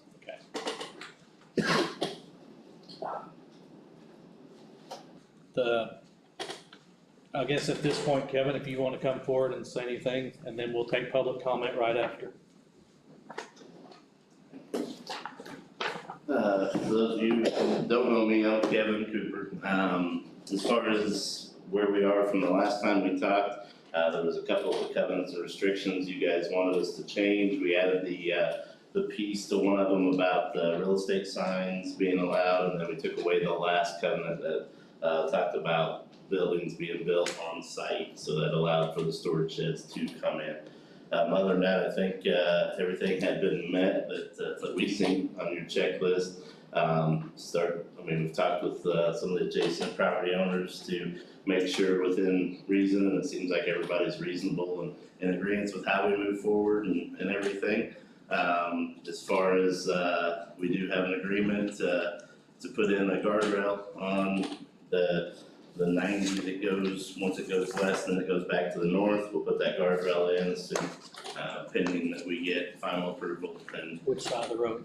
it's gonna go on the west, southwest corner there as we come around. There by, not Monitor, what is your last name right now? McBride. McBride, yes. So by the McBride property. Put in an awful nice fence, so we better protect it here. A lot of work goes into that, but, yeah. Thank you. No, and other than that, we've talked with everyone that we've dealt with so far, and our plan at this point is late in the season, as we are, is to start construction if possible on the north end, work our way south, and then blacktop our way out of there, so that we have fresh blacktop for everyone starting next spring. So that's kind of our plan with where we're at. And I'll just ask, because we did have a recent rain, I'm assuming your backyard flooded during that, correct? This last one that we got? No, it's gotta be like a 2-3 inch rain pretty quick. It's come within,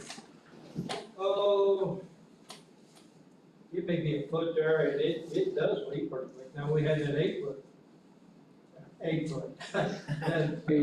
rain, it was about 4 foot back there on that, it was over that pipe.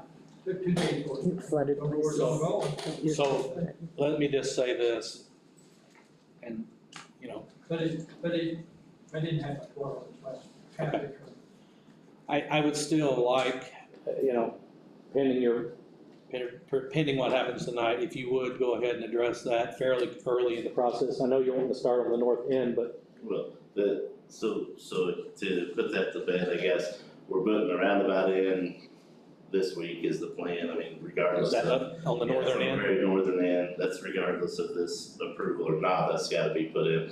We'll put the roundabout in, and then we'll put that retention pond there, put all the silt fence in, put that retention pond just south of the east-west road there, so yeah, that's absolutely in the works. A couple of the neighbors, or maybe just one of the neighbors had said something about silt fencing. Mm-hmm. That's all in place now? Or it's when you start moving dirt, that will be in place? We put silt fence in before we do work, with the exception of one job, we did it about 3 hours after we started, but still got it in, so that's probably the one you're talking about. Okay.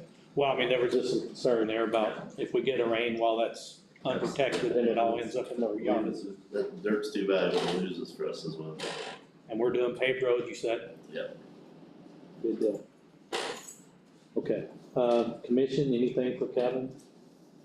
I know, Mike, you live out that way, you got anything? Only thing, I'd not talk to Bob about too, and I don't really think it's on you, but a lot of water comes off where the new house was built there. And it was like, a while back, it was like a river going down Mountain Road. And it's all due to the ditching out in the front there. Right. And I don't know if that's on you as much as it is, it's an issue. That's something. I've got a videotape it. I know, me and, I know you've talked with me about that as well before, and, Ms. Eldridge has as well, and then, Greg, I told him however we can help in that process. I mean, obviously those ditches, I know they're busy, so whatever we can, cause, yeah, believe me, that's not what the reputation we want to have. No. Cause it's, regardless of who it's on, it's still, the buck stops here a lot of times, so. And a lot of that water too will go across into the golf course, and then it comes right straight down the road, and it just tears up. Right. Or road down, the water does. Yep. Anything else for Kevin? Did we get a revised revision of the paperwork that you spoke of, the covenant? It's all on my Yeah, website. you We got it, it's in there. Okay. Yeah, we have it. Okay. Anything else for Kevin, folks, on the commission before we go to public comment? Thanks, Kevin. Thank you guys. Public comment on the, Rolling Meadows Phase 3 property. I don't think it does. I don't think so. Say how long period of time do you think To get the houses done, our goal will be done this time next year. A year out from today, roughly. I mean, everything goes well, not part of housing market. There's a lot of unknowns in the building right now, but. Tell all your friends. So, anything else on the Rolling Meadows Phase 3? I keep wanting to call it Phase 4. Okay, hearing nothing,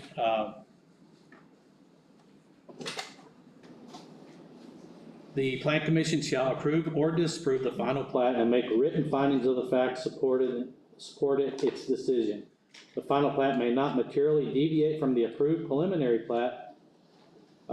Material deviation includes but is not limited to increase in number of lots, and remove or relocate or interior subdivision streets or affect the condition approval of the preliminary plat by the plan commission. None of that has happened in this case, or we'd be starting over again, basically what we did. Each final plat shall be accompanied by one of the following: a certificate that all improvements and their installations have been completed in accordance with the specifications, a bond or certified of funds to in escrow or irrevocable, whatever, letter of credit that runs to Owen County, and it does, I'm assuming, in the amount sufficient to complete the improvements, Yes. should the case arise, is with a surety by a company licensed in Indiana, Yes. and specifies a completion date for said improvements. Did you put a final date in your paperwork, Kevin? For the bond, Yes. I believe it's on there, but. Does it have a date on it? August 24th of 2023. So you're close. Okay. With respect to the installation of exterior water, sewer, or other utilities, the applicant shows written evidence that it has entered into a contract with a political subdivision or utility service. That doesn't apply here, because you're talking about septic tanks and wells, correct? Oh, wait, you have water, you just need septic. The plan commission determines, based upon written evidence, that the contract provides satisfactory assurance that the service is in compliance with the subdivision control ordinance. And you did have a perk test done out there. Health department's been out and has given it the okay. It is the responsibility of the subdivider to file the final plat once the final plat has been approved and signed, certified by the president commission. The filing and recording of the plat is without legal effect unless approved by the plan commission. Okay. Hearing that, hearing what Kevin has said, and hearing the public comment, do I have a motion to approve the final plat, disapprove the final plat, or table the matter till it? I'll make a motion that we accept Kevin's proposal. A motion by Donna to accept the final plat as presented. Do I have a second? Second by Bob Curry. All in favor of the final plat submitted for Rolling Meadows Phase 3 by show of hands? Aye. 7-0. Congratulations, Kev. Yes. And I will, when you're done with our written findings, just let me know and I'll stop by and sign the Mylars. Oh, okay. Section C under new business. Thanks everyone for coming that was here. Appreciate it. OC Development LLC preliminary plat for 4 Oaks subdivision. This is our subdivision out on 43, folks. And this is a preliminary plat. So let me go through that real quick. Preliminary plat is the initial plat, plans, and supporting documentation showing the proposed layout of the subdivision is in conformance with the zoning ordinance and the subdivision control ordinance. Subdivisions are governed by IC 3674 ETAL and Owen County Zoning Subdivision and Control Ordinance Chapter 12. Pursuant to IC 36-7-4-702, the Plan Commission shall determine if the plat or subdivision qualifies for the primary approval. Pursuant to IC 36-7-4-702C, the Plan Commission may waive the standards fixed in the Subdivision Control Ordinance Title 12. However, to be approved, the plat must meet all applicable standards prescribed in the zoning ordinance. Pursuant to IC 36-7-4706, after a date has been set for a hearing, the Plan Commission shall notify the applicant in writing. Did that happen? Yes. Give notice of a public hearing in accordance with IC 531, which is the paper, or, and then provide due notice to the interested parties or the adjacent property owners at least 10 days prior to the hearing. Yes. And was there a sign placed on this property, a petition sign? Yes. Okay. The preliminary plat must include the following: name of the subdivision, name, address of the owner, subdivider, county planner, land planning consultant, engineer, or surveyor who prepared the plat. I believe that's on there. Yeah. Tract boundary lines, dimensions, bearings, angles, and reference to sections, townships, range lines, or corners. Lot layout showing dimensions and numbers. Parcels to be dedicated or reserved for school, parks, playgrounds, or other public community purposes, if any, and building setback lines. Streets and right-of-ways and or adjoining the subdivision by name, width, approximate gradient type, and width of pavement, including curbs, sidewalks, crosswalks, trees, and other relevant information. Excuse me? We just said something here, but. Oh, okay. Location, width, and purpose of easements. Location and approximate size of the capacity of utilities. Contours at vertical intervals of 5 feet, legends or notes. Other features significantly affecting the subdivision, scale, north point, and date. Phases, if any, in which the subdivision is to be constructed. Drainage plan prepared and certified by a registered professional engineer pursuant to Indiana law. Location, owner, zoning, and adjacent properties, including location, size, and use of the building within 50 feet of the lot lines. A description of the protected covenants or private restrictions, if any, to be included in the plat. A list of all owners of adjacent property as they appear in the current records of the county auditor, including 911 addresses. Street cuts onto county or state roads.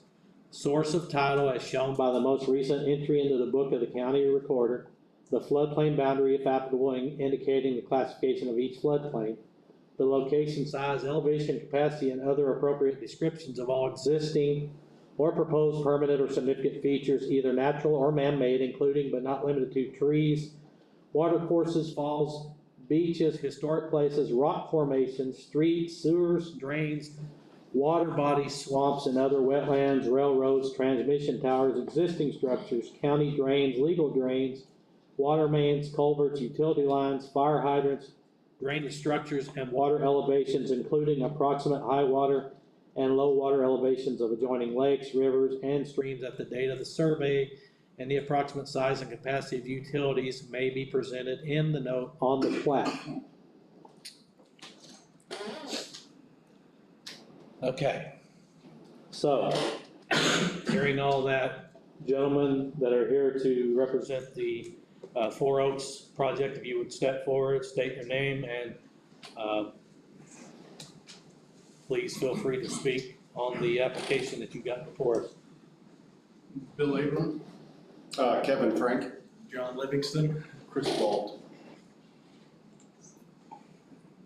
What we are here tonight for on our end is just to get it presented to you and start with the preliminary half. We have, we'll need the variance, we'll request the variance for the lot size, for where it's at in the county, it'll be under the acre.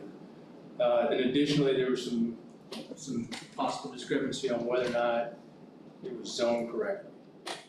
So I know we had asked, and that was part of what we just want clarification on, so we can move forward to start to present you with the other half of what we'll need. So what's the current zoning on that property? Currently zoned single-family residential, is it? Family. But it was checked marked. Okay, so single-family residential is what you're currently zoned at. What were you looking for? Well, so our advisor for us, we're also using Lyman Fanyo, had suggested they thought it might have to be multifamily. So we're sure that let's get clarification. So that's part of where we're at, is to make sure that we are zoned correctly. So I'd have to read back through your restrictions. Are these, did you restrict it to owner-occupied properties? Yes. Okay. Are any of them multifamily in nature? No.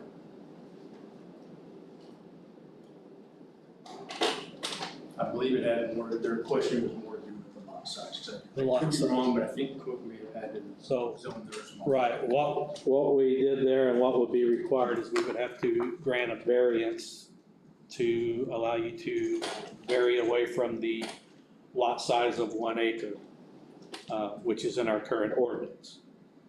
Not that it can't be done, it's just we would have to do that.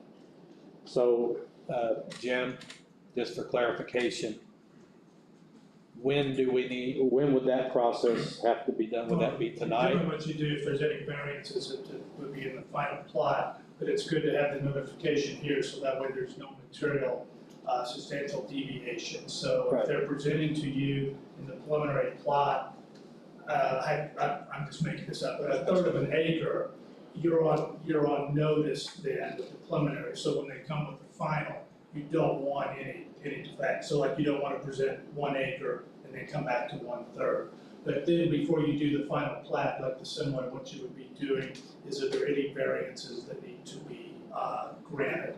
In fact, you could go ahead and consider that tonight if you would like to, but nothing would happen until to the final. Okay. All right, gentlemen, so if I understand correctly, you're gonna do this one in phases, correct? Yes. Okay. So it's not the single-family zoning that's concerning you, it's that you'll need a variance for the size of the lots, correct? Yes, we will need the variance for the size of the lot. And then that was just the question that came with it, was if it was gonna have to be rezoned, much how Cook's was. But at the end of the day, for us to continue to plan and to finish we had a traffic study done, and then be able to do lot layouts. We just need to know if we can move forward with a lot. So just a couple of questions, and I think I already know the answers, but I'll ask you in a public meeting. We're attaching to municipal sewer. Yes. Correct? Municipal water? Yes. Okay. And the road going in there is narrow, but if I'm not mistaken, you have purchased enough property to widen that entryway to what is the width it's gonna end up being? About 22 to 24 feet. 22 to 24 feet. At the entrance? At the entrance. No, the entrance will be wider than that. So the entrance is gonna require 2 exits. I believe they're gonna be 12 foot a piece, and 1 entrance at 15 foot. But Jeff and them, hopefully before your next meeting, will have the engineering done for that entrance. But a lot of that has to do with the number of people coming through, and then the request for the future road, potentially this one. Now, early on, there was some talk of putting another entrance to the south, if that was nixed because of some wetlands, correct? Yes. Okay. So at this time, the road will not accept traffic going in 2 directions? No. At any point? Not right now, it's not I mean, all the way through? From the entrance all the way down? Just basically, it's now that single private drive lane going east and Okay, west, the majority of it. so emergency vehicles would right now. have a problem? It's a farm. There's 2 homes back there. There's 2. No, I mean, after development. Yes, we have, with our traffic study, they have designed this, we will get the right and left turn coming out of there with the bigger entrance as he discussed. Then what'll be multi-lane coming back there, just like you said, to access emergency personnel, so forth and so on, yes. But it'll still be a single lane in the smaller areas? No. Double lane? It's double lane, it's double lane, the whole thing. The minimum requirement. 26 feet? 20, what'd you say, 24? 22 to 24. The minimum requirement would be 18 with curbs on each side. That's set both, I believe, by you all and the state. 18 is the minimum currently, yes. Yes, 18 with it's a 1.5 ditch is the minimum, but it'll be wider than that, especially through that main trunk that comes in. And the long term of your roads is gonna be maintained by you folks? It'll be turned over to the HOA. Just so there will be an HOA in this, would be an HOA in this one, eventually. And then if for some reason later on, if the county does want the main road, then it will be built to their specification for that. Anything else, gentlemen? Commission, do you have any questions for these gentlemen before we take public comment? All these units gonna be on septic systems or No, sir. city sewer? So it's all city sewer. Okay. We've been working with them for quite a few months now. Just long term again. What's your lot size gonna be? There'll be about a third of an acre, a few of them will be close to half an acre. They kind of change up, just given the topography around the lakeside there. You're gonna be able to go ahead and keep with the setbacks that's required, or? Yes, and those are on the drawing currently. Some people ask for variances on those as well. I didn't know whether you sort of need that. We'd like to leave them, so yeah. It's 75 feet in front. And then the setback. Oh, I'm sorry, no, the ones that are on there now. We'll need a variance on that. Yes, will be the variance, because the current ones were Probably 1 acre. What's that? the current code is 1 and 5 acres. I'm talking about your setbacks off your roads. Right, that's what I'm saying, those are for much larger lots than what you could do on these. So we'd have to have a variance on that too. So we need a variance on lot size and setbacks in order to make that functional. Currently, the front's 75, the back's 25. 75, back and sides are 25. So, We'll get that request, will we? yeah, By paper? so we don't, you guys don't have that variance in front of us tonight though, correct? No, tonight was just for. Yeah, okay, right, so we would need that, obviously. The biggest one for us was the clarification on. 50, Well, 57. We can have them to. unless Jim corrects me, your single-family home zone, current zoning is fine for what you're considering. Multifamily would be apartment buildings and that kind of thing.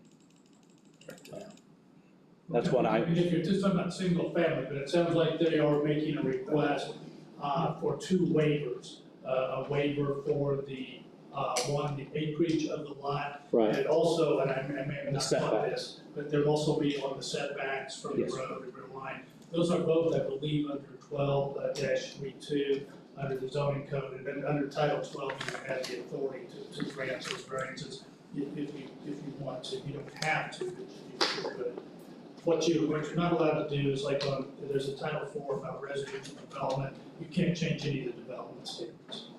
Right, okay. That's why I was bringing that up, but she's brought that up on the screen now, the setbacks there. That's right. And that I misunderstood you. Yeah, that does conform with our code. So you're looking 45, 10, and 35 from the rear, and this is well, I hate to say assuming, but assuming a third of an acre lot, that would be your smallest size.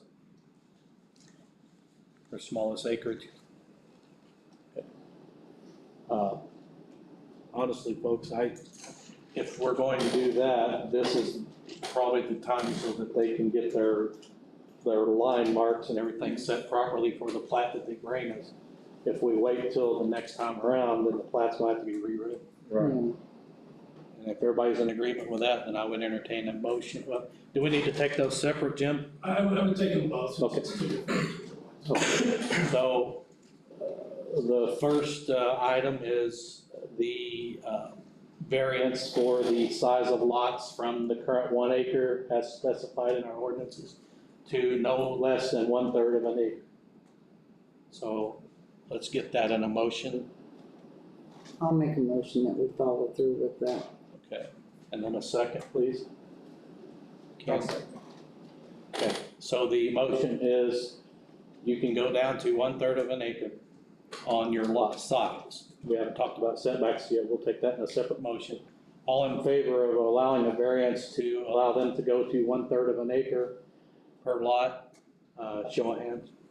So, All right, 7-0. Okay. The second motion here is to allow the setbacks to be condensed from 75 feet in the front down to 45. The side setbacks to go from 25 feet down to 10, and the rear to go from, it's actually 50. No, it's 25, so you don't. 25, so they're actually giving us more room in. Yeah, so you don't think you have to do. So there's nothing on that one, so it's just the front and the side setbacks that we're wanted to look at a variance for. Okay? All right, so does anyone have a motion to that effect? I'll make the motion that we accept. Donna makes a motion.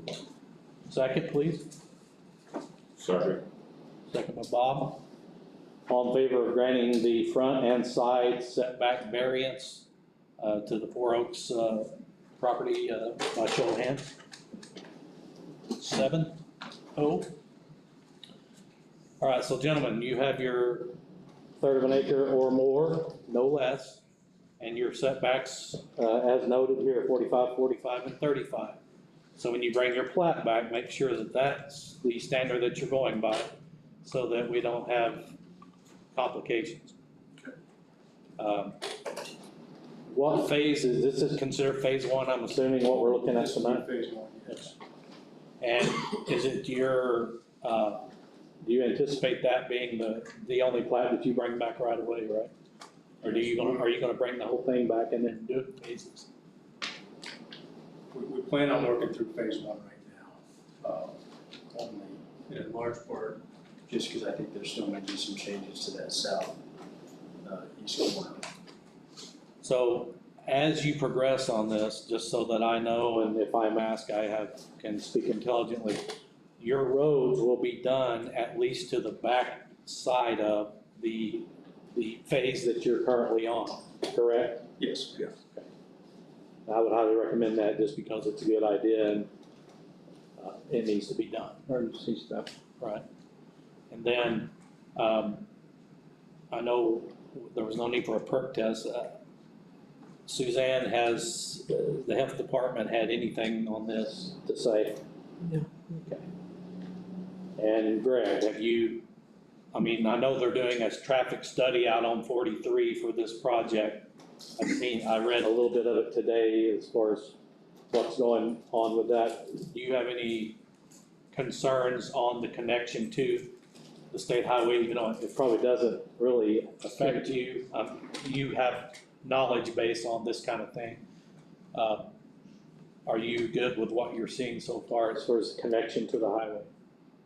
Well, I have to be honest with you, because there's no county roads involved. I've not looked at any blueprints, so I can't answer that question. It's not really under your purview anyway. I apologize for that. No, that's okay. I just gotta throw it out and see what, you obviously know more about roads than I do, so.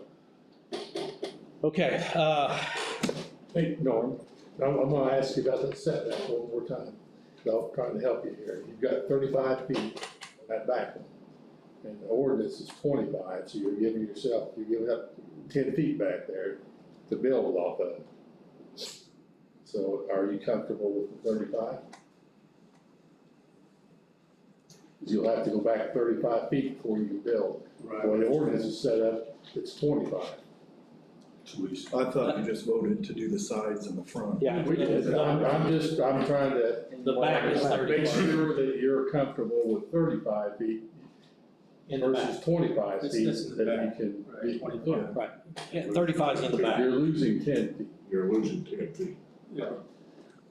I mean, you could still be within the current ordinance and go back to the 25 foot in the back, that's what he's saying. I understand. I think part of ours is, and that may be something we need to address or speak to each other before we move on. But part of our hope is that if we gave everybody a little bit bigger yard or more of a backyard for yourself. Okay. It's not just necessarily how much space can you eat up with your land. So if that gives you more privacy and more backyard, then we may go that direction. But I like that idea. I wouldn't want to answer that one without us speaking to each other. I appreciate it. All right, so Norm? Yes. I got one question. Go ahead. All these houses you got here, 57, this is the first phase? Yes, sir. This, everything you got right here is what you're planning on doing right now? Yes. Okay, then you got other phases coming in, okay? Yes, sir. I just wanted to understand it. Yep. Anyone else got anything for these guys before I have them take a seat? All right, gentlemen, thank you very much. Thank you, guys. Public comment on the Four Oaks property, yes, sir. I got property there on the corner, Which corner, sir? Dick Fry, it'd be like the south corner, 431 on Camp, right there. Okay. What I was wanting to know is, how many feet off my property line does that road have to be that they're gonna put in? How many feet off your property line does that road have to be? Yeah, what the offset would be. So which property are you, sir? Say your name or tell me your name. There's that one right there with the garage. This one? Yeah, that. Okay.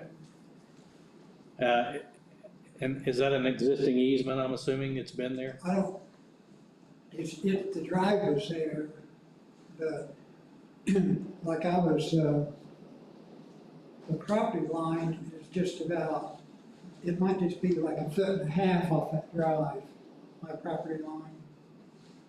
1.5 feet before you get to that road? Yeah. So like where the orange is here, is that the property line, I'm assuming? No, No? it's that orange line. That, Yeah, this was the orange. The Oh, green one. so the green line? yeah, was, yeah, you can't really see it, but there's, You can see it better over here.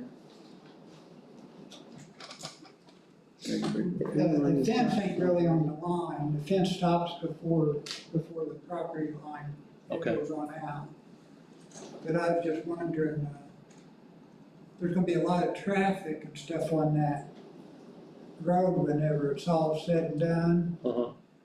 And, I was wondering about, sections of privacy fence on that side by the drive. Because that's gonna really change things for me, you know. Although, how wide is the road at that point where your property is? It'd just be one lane right now. But it will be two full, complete lanes. Oh, yeah, at least, yeah. So are they gonna borrow some from you? No, they own the property to the north. The property north is you guys? Yes, sir. All right. Okay, so everything's moving north. So, I mean, would you guys be willing to put a fence along his property there? I don't know, how far is that? I can't. It's not real far because there's two drives there. I got a drive that comes across from my house. Right. And I got another drive, so it's a short section in the back. And just that green area there is a So fairly, just this piece right here, you like along the road that comes in off the highway? well, it's not off the highway, but, That next in block. drive of my house Uh-huh. and then that back corner, That back corner. So maybe a privacy fence there and there? yeah. Of course, have to leave the drives open, but there's two sections, you know, through there. And I just feel like it needs something. it's your guys' call. I think I'd like to get he's a great neighbor, I live by him as well, but I think it'd be beneficial to everybody once we get the more final layout of where the roads will be at exactly per engineer standards. The widths exactly, we have that more finalization, it'll give you and everybody a better idea where where would best benefit him or us or whatever, get that done. So I think we'll gladly look into something, address that, once we get more into it, finalization part of things as far as what we're exactly looking at for sure. To address that, so if you look actually to the south of his house, so both the north and the south Uh-huh. are our easements to come and go. And that's part of why we did this was not to, burden him and the house to the south of him. So we purchased the house to the north to allow us to try to move that road up a little bit. So by new fail now, we're working on the actual entrance through there. That house will be gone. That will be gone. We're actually gonna try to move the road and change the entrance. So right now, we wouldn't be able to answer where all that's gonna go. I mean, I don't know if it'd be a big deal, or even if we're doing it to mount some dirt, put some pine trees or something like that, but I guess we tried to make the effort to not run the road through to the south of it. Right. To the expense, to try to move the road. I mean, I would say to make this gentleman happy, your road needs to go, what would be north, right? So, I wouldn't go any further south toward him, just as being a good We'll stay neighbor. within easement for sure. You We said don't that know the answer where it's going until. the house and the barn are gone, or the house and the garage are gone, and Yes. the white. Right now, if you actually go out there and stand on the pins, it was actually probably gonna take it up as concrete. And I think the water company took their easement half, and it just didn't seem right, and there was the opportunity, so we managed to purchase that home, and the goal is to try to move that entrance up. Now, what were you talking about south of him, an entrance? If you scroll down a little bit, our easement, our other easement is directly to the south of him. I thought that one, is that not the one that was in the wetland? No, go up directly to the south of him, splitting him and his neighbor. On the south end of his So property? between these two properties here? Yeah, and that was part of it, is it just didn't seem like an ideal situation to sit and try to make one entrance or one exit, and so. Yeah, that's pretty close. Right, so They can thread their cut it off through there. the goal is to not have to use any of that stuff and to try to move that road up north. I could see it. We'll try to have those drawings Traffic presented flow into his property. as soon as we can. So, as far as preliminary plat, Jim, do we need a motion to allow them to move forward other than the variances we've already granted? I don't think I quite understand. Is there a vote to be taken on the preliminary plat? That's just information, correct? No, you're in the process of approving a preliminary plat. So we needed a motion on allowing them to move forward on the plat too. You need a vote and.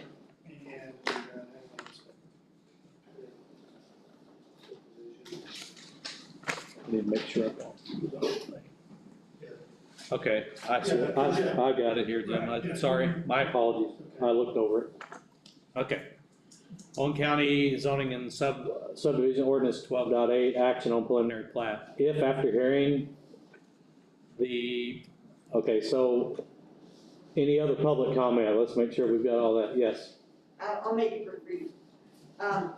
When you review the wetlands and the impacted waters, the documents that were filed for preliminary plat state on there that these are draft, may not be duplicated, and may not be copied. And as you read the details, they are more generic and they are not representing what was submitted with the application to purport that this work has been done. And I encourage you to look at that carefully, because what was submitted as a part of this clearly states may not be copied, may not be duplicated, and is a draft. So that negates that portion of the application process that was sent in. And the second part is, I asked you to consider that when they put in the energy facility, they did the massive study. And within that study, it incorporates, if you put a circle, part of Owen Camp falls into areas of concern for the state. And you have that, it's something that this group, if they have not considered that, needs to review that, because as you go deeper and look into their reports on this, there are some really big flags that come up, and the easiest way to address that is to just contact DNR, have them send a person out, and they'll help assess that. You're really only talking about wetlands, but there are a multitude of other considerations, because that is a pond, it is hooked into inflows, outflows, and the roadway that he's talking about going back into there. When you drive that, they'll have to put a bridge in, a culvert, because that is a wetlands area and there's a lot of water. They're going to have school buses, kids back and forth. So this is one that actually flags out high as really does need, before a preliminary plat really can be developed, there needs to be a better assessment.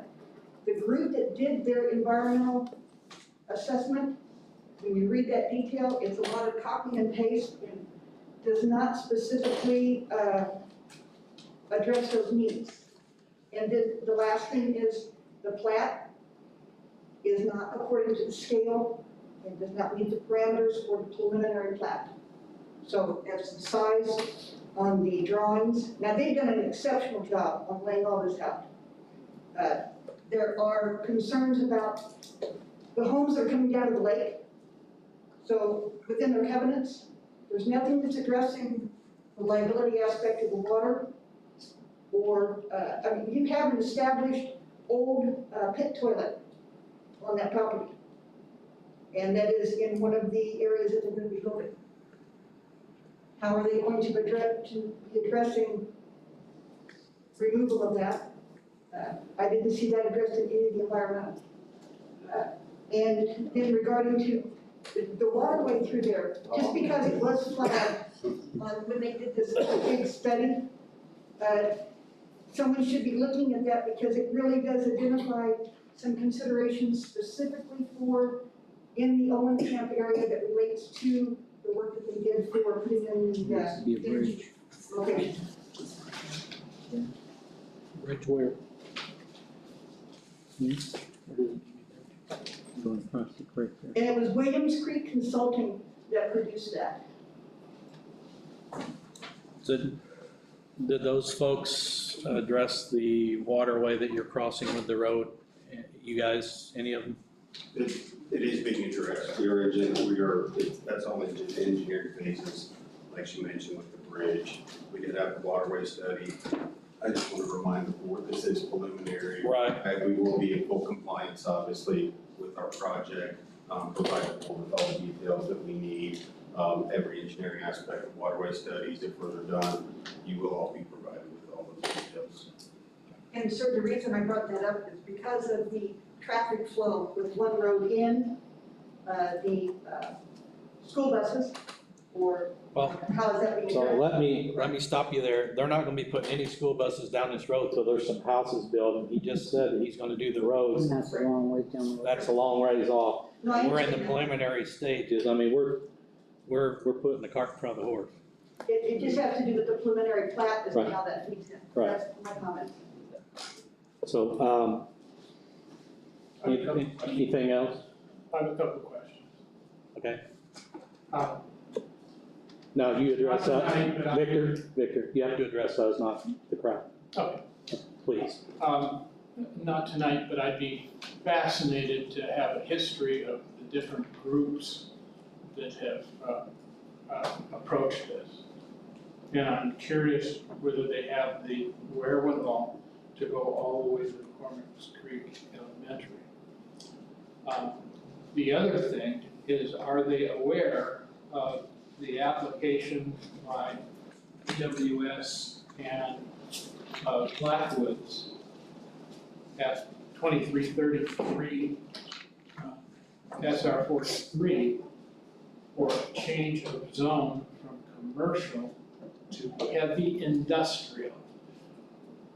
It's a karst area, there are underground streams, and they are wanting to get a zoning change which would allow all sorts of, and it's set up that they have one entity that owns it, another entity that's leasing it. Victor, let me stop you. So you're talking about something that happened at commission meeting last night. I will ask them if they're aware of it, but we don't need to debate what they debated last night. And if I'm not mistaken, that's been tabled, correct? Yes, it's been tabled until the 17th, so I would like them to be aware of it. And you know I'm aware of it because I was there last night and we've talked. Yes, you were. Okay. Gentlemen, you are aware of the crystal processing plant down south of you, south of you, what, a quarter mile, half a mile? Yeah. And then, with what Pam has said, I would highly recommend that you contact the DNR. I would suggest that you speak to Mr. Swafford, since he used to work with the DNR, and maybe he can put you in contact with the guys you need, so that when you do come back, we can move forward smoothly and have all the paperwork in place, because we don't want to stumble around in here. Let's get her all done correctly, because contrary to what people may think, I want to do it the right way, if at all possible. And if not, then we will stop it and we will back up and do it correctly. But I applaud your work on it so far. At this point, it's getting late, and I would like to move forward with this in a motion, whether we find yes, no, or table. Does anyone have a motion on the preliminary plat for Four Oaks? Make a motion to table it. A motion on the floor to table it until the next meeting? Next meeting, they can come forward with what their findings are. 30 days is gonna be enough. Can't see anybody. Findings for what? The DNR is gonna have to be out there to check DNR out. doesn't have to come out there, that's what the studies for, and that's, I mean, they're the consultant for that. Might have been paid to the other half. I believe if you go down on the one, it even says that it addresses it in there. Can I see?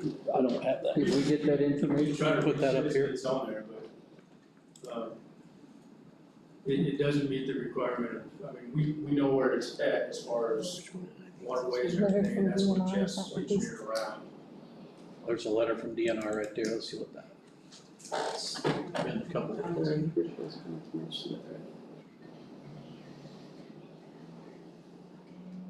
And applications have been submitted as well. There is no TNOE species or significant areas documented within a half a mile of the projected area. Review project. Probably does not include the requirements for roadways. Paragraph 2.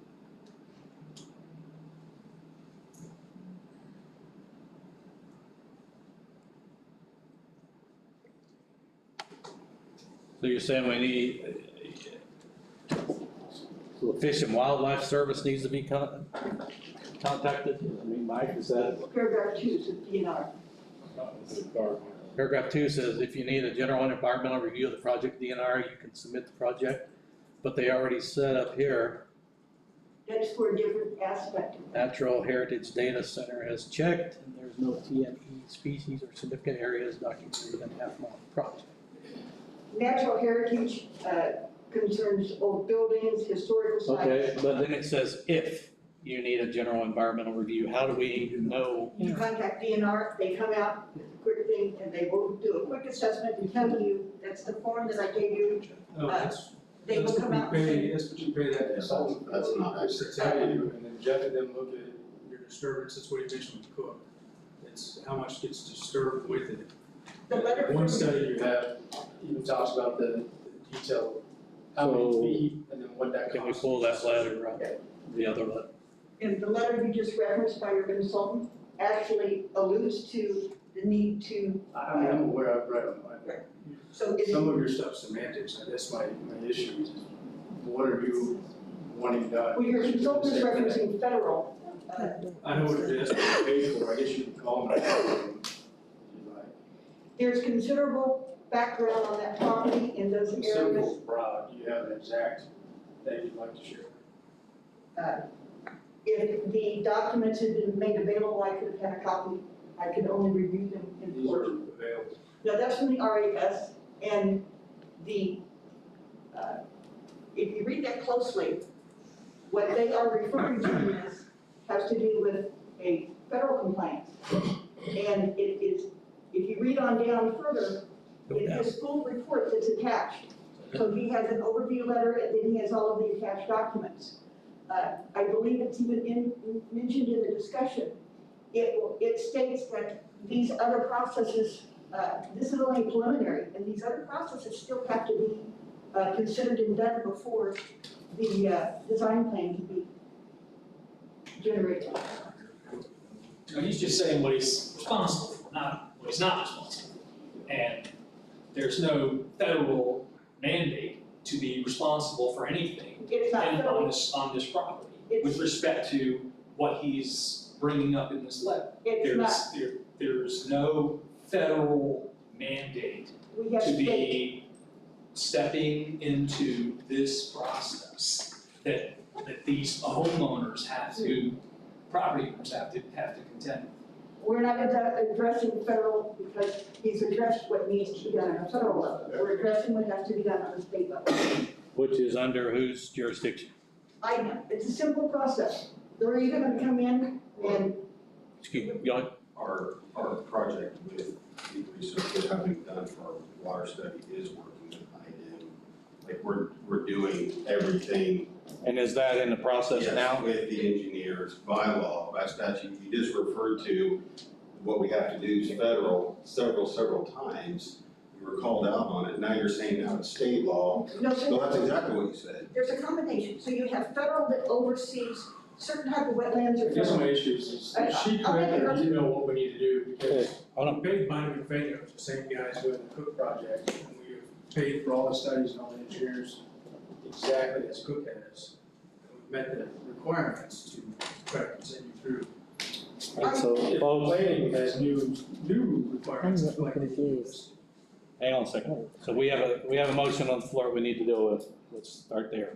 So I have a motion by Ernie to table. Do I hear a second? Okay, so that motion dies for lack of vote. Or second, I mean. Do we have any other motions? I make a motion that we do not table this, that we move forward with this group of workers. I don't see putting it on the table to rediscuss later is gonna get us anywhere when they're wanting to do better for our community. So I guess I'm just on a fine line here about how we tell one organization that they haven't come to the table with enough information when they basically have. I mean, I don't feel that we're any less with information from them than what we dealt with the other two options that we did tonight. Maybe I'm just thinking wrong, that's just my opinion. All right, so I have a motion by Donna. Hang on a second. We have a motion by Donna to move forward with the preliminary plat. Do I hear a second on that? Second. Seconded by Bob.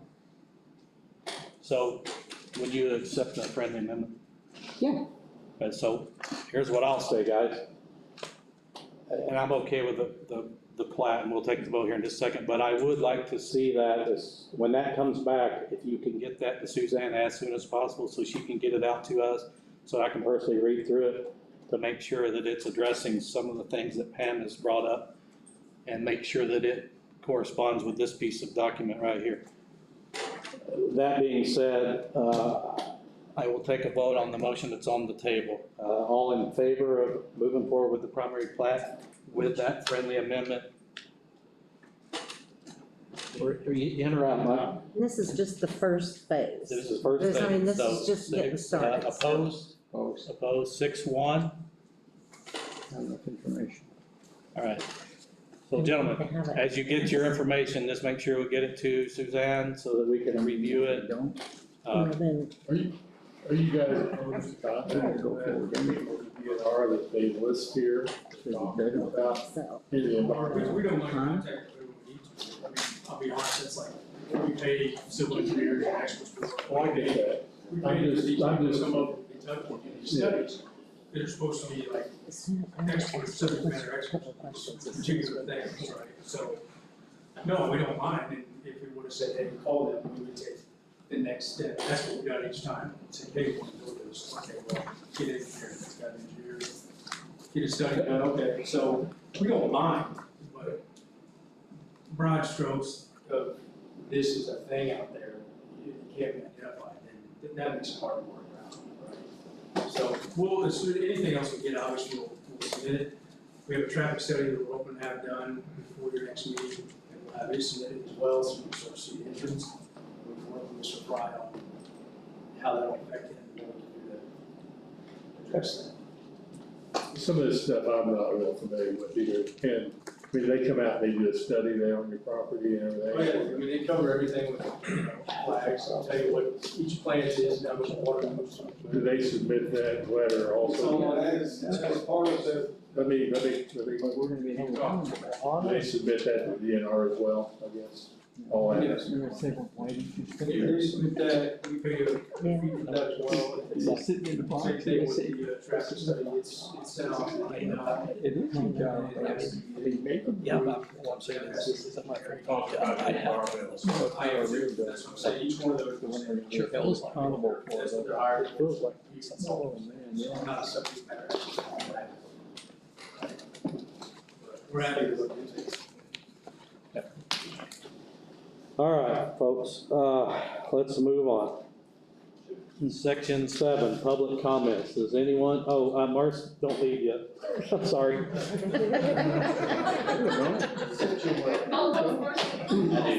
Yes, sir. This is not as a developer tonight, but I just want to get my point across on this. Great job on, in my opinion, to the board on taking a step forward with these guys and allowing things to move forward while the work's in progress, as opposed to tabling it.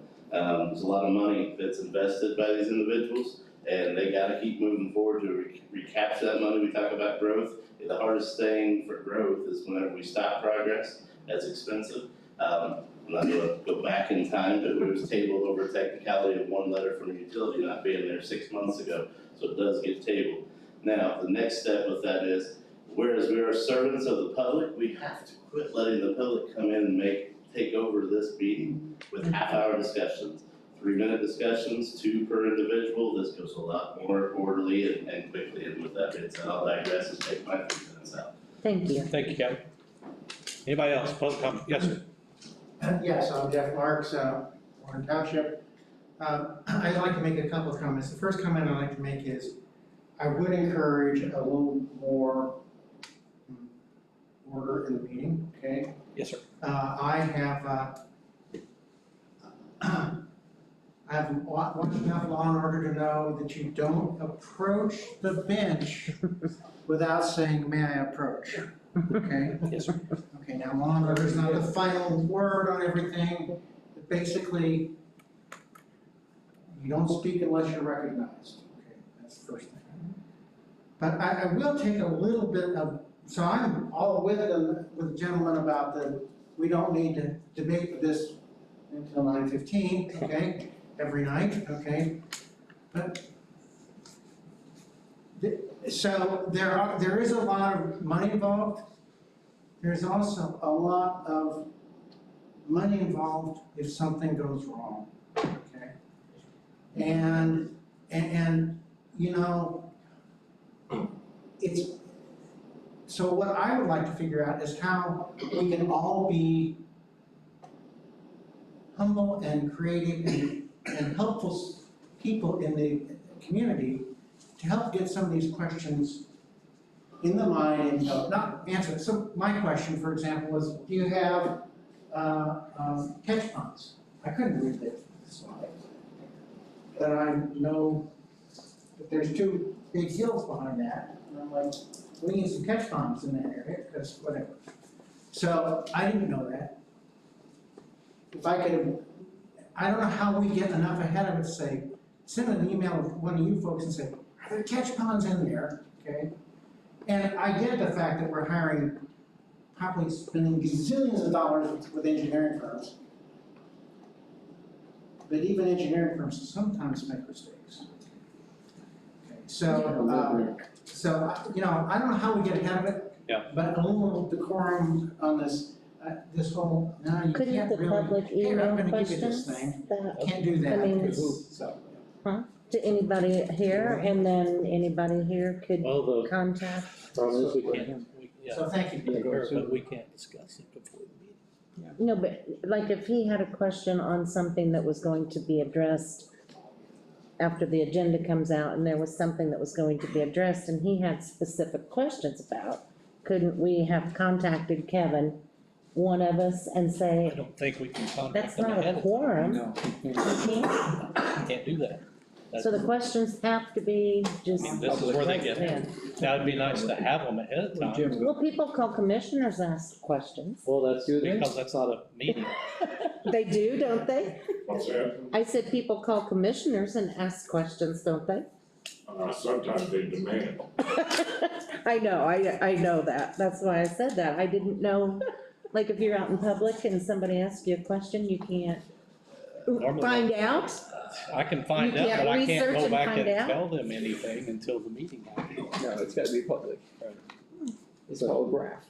I mean, I stupidly alluded to me and Jeff having a meeting, talking about here, and was called out for having a meeting ahead of time, so, Then- no, we then- can't do that. Then Jeff, we can't So, I mean, beforehand So you just have to bring it up, we'll stay till 10. Yeah, we do.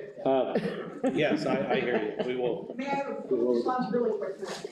A lot of counties have a really good way to do that beforehand. They will have a workshop where they have an ability outside of this, you can set another appointment up, set a time so we don't waste your time to ask all these questions. So there is an easy way for that.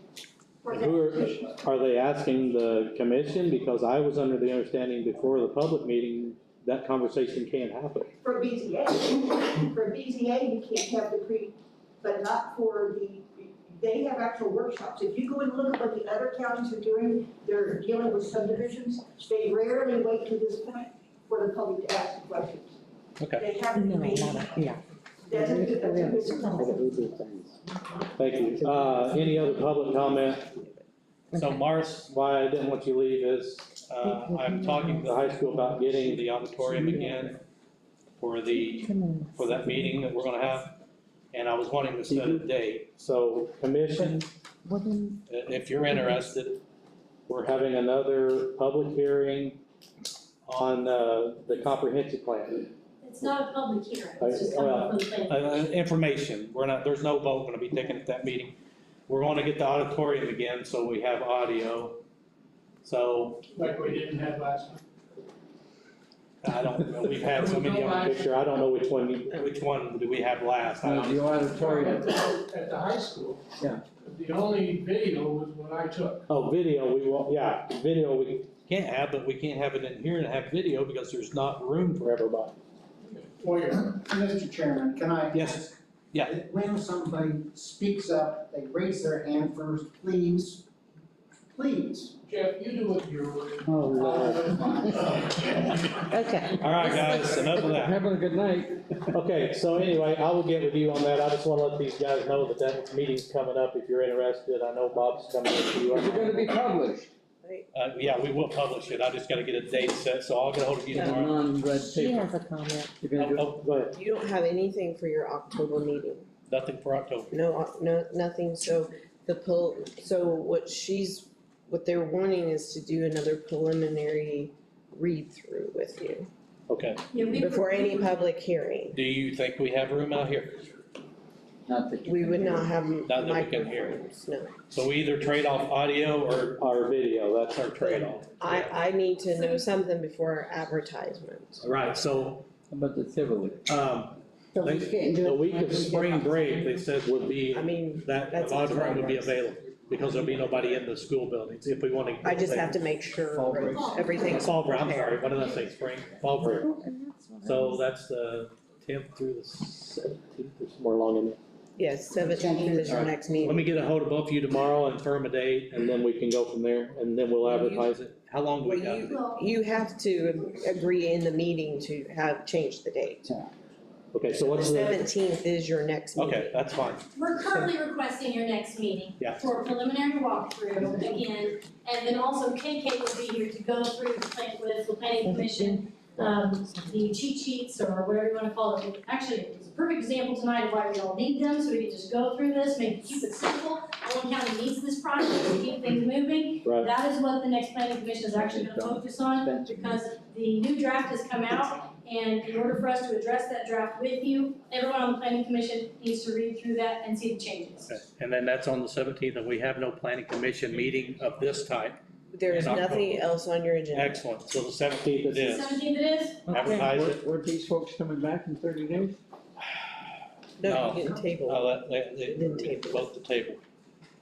We gave them a preliminary. No, we didn't get didn't a table anything. He meant with letters from the DNR, Oh, right? well, they're gonna get them to her, and then Yeah. she'll get them to us. Okay, so they're not meeting us. Well, not until they come back with their We next. don't have anything that we tabled. 30 days are back. Well, 30 days was the, Yeah, so we didn't table anything. We didn't table anything. No, we didn't table, made a motion. So we, the 17th at 6, are we here? Out in the hall? auditorium, or what do The we? high school. Well, you didn't The auditorium clarify or that. here? I don't think we said. I wanna do it in the auditorium so But we can hear. you just need to vote on that. I mean, I think we need to put that as a vote. Okay, Okay. let's do it in the form of a motion before we're done. Okay. So, Location? I make a motion that the location of the next meeting, the work session with the consultants for the comprehensive plan be at the auditorium at the high school. Okay. Where we can utilize audio. I know we won't have video, but we Yeah. gotta trade one for the other to have the comfort of the seating and the size of the room. Okay, I'll second. I know, they. And so I made the motion, Donna seconded. All in favor of having the meeting at the high school on the 17th? Yay. 7-0, okay. We can get somebody to record it. Plan commission comments, anybody got anything else? Sure, all right. I'm ready to go home after. Motion to adjourn. Motion to adjourn. We are adjourned. Thank you very much, folks. Sorry for the late night. Coffee. Apologize, Ted, you were to explain with COVID